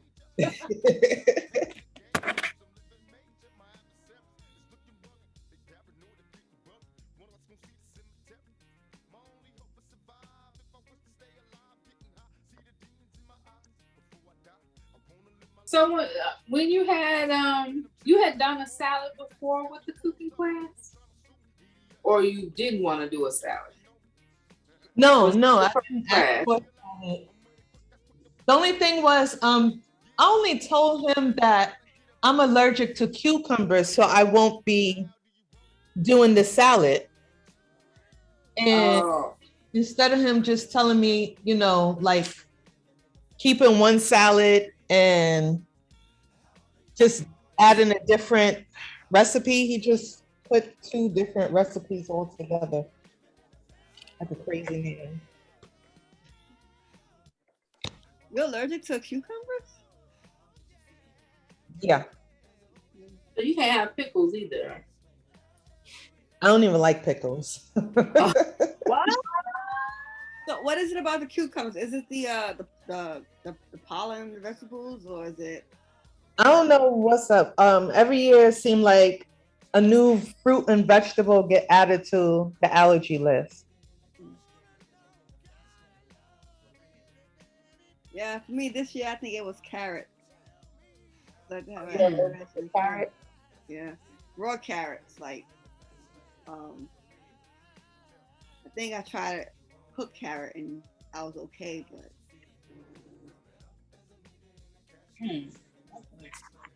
The list keeps growing. As we get older, the list keeps growing. She got her jacket on. Yeah. Milk at all. Gigi, where you going? Right?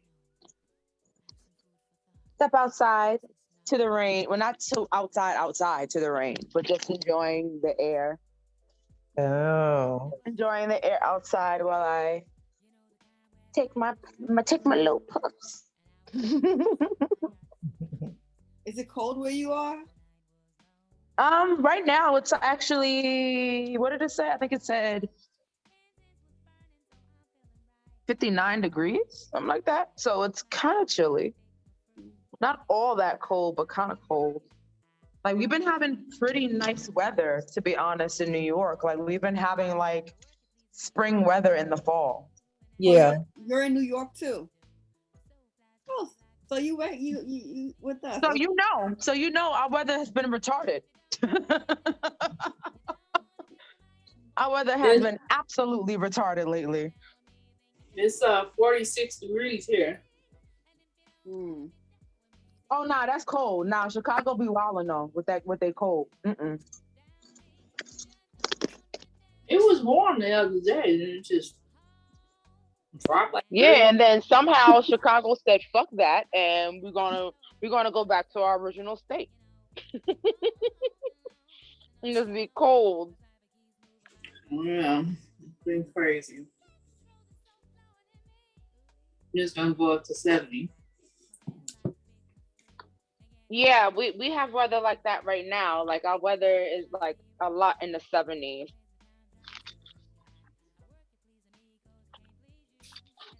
We have but yesterday was actually 80.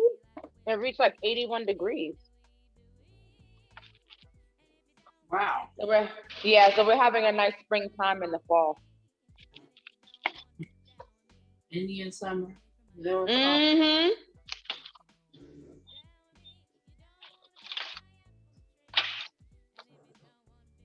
People say global warming doesn't exist, but then it's 80 degrees and almost at the end of October. It definitely exists. Oh, speaking of end of October, I am doing a free or donation-based yoga class online on this recess.tv. It's next week, Thursday. Let me see, not next week. Is it 2 weeks from now? I don't know. These days go by way too fast. Yes, 2 Thursdays. It's October 28th at 7:30 p.m. Okay. So let me drop a link in the comment box. You say you're also accepting donations for it, right? Yes, ma'am. Okay. The link also has the donation with it as well. When it's on the recess.tv platform, so I think at the end of the class it gives you the option to leave a donation. I believe that's how it's set up. Or you could just cash app them. True.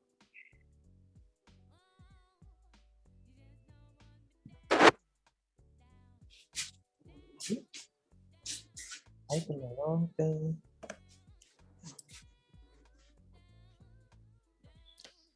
So did you have any questions you always wanted to know but didn't have a chance to ask? Questions like regarding what in particular? I guess like yoga or the retreat or anything like that. What made you get into yoga?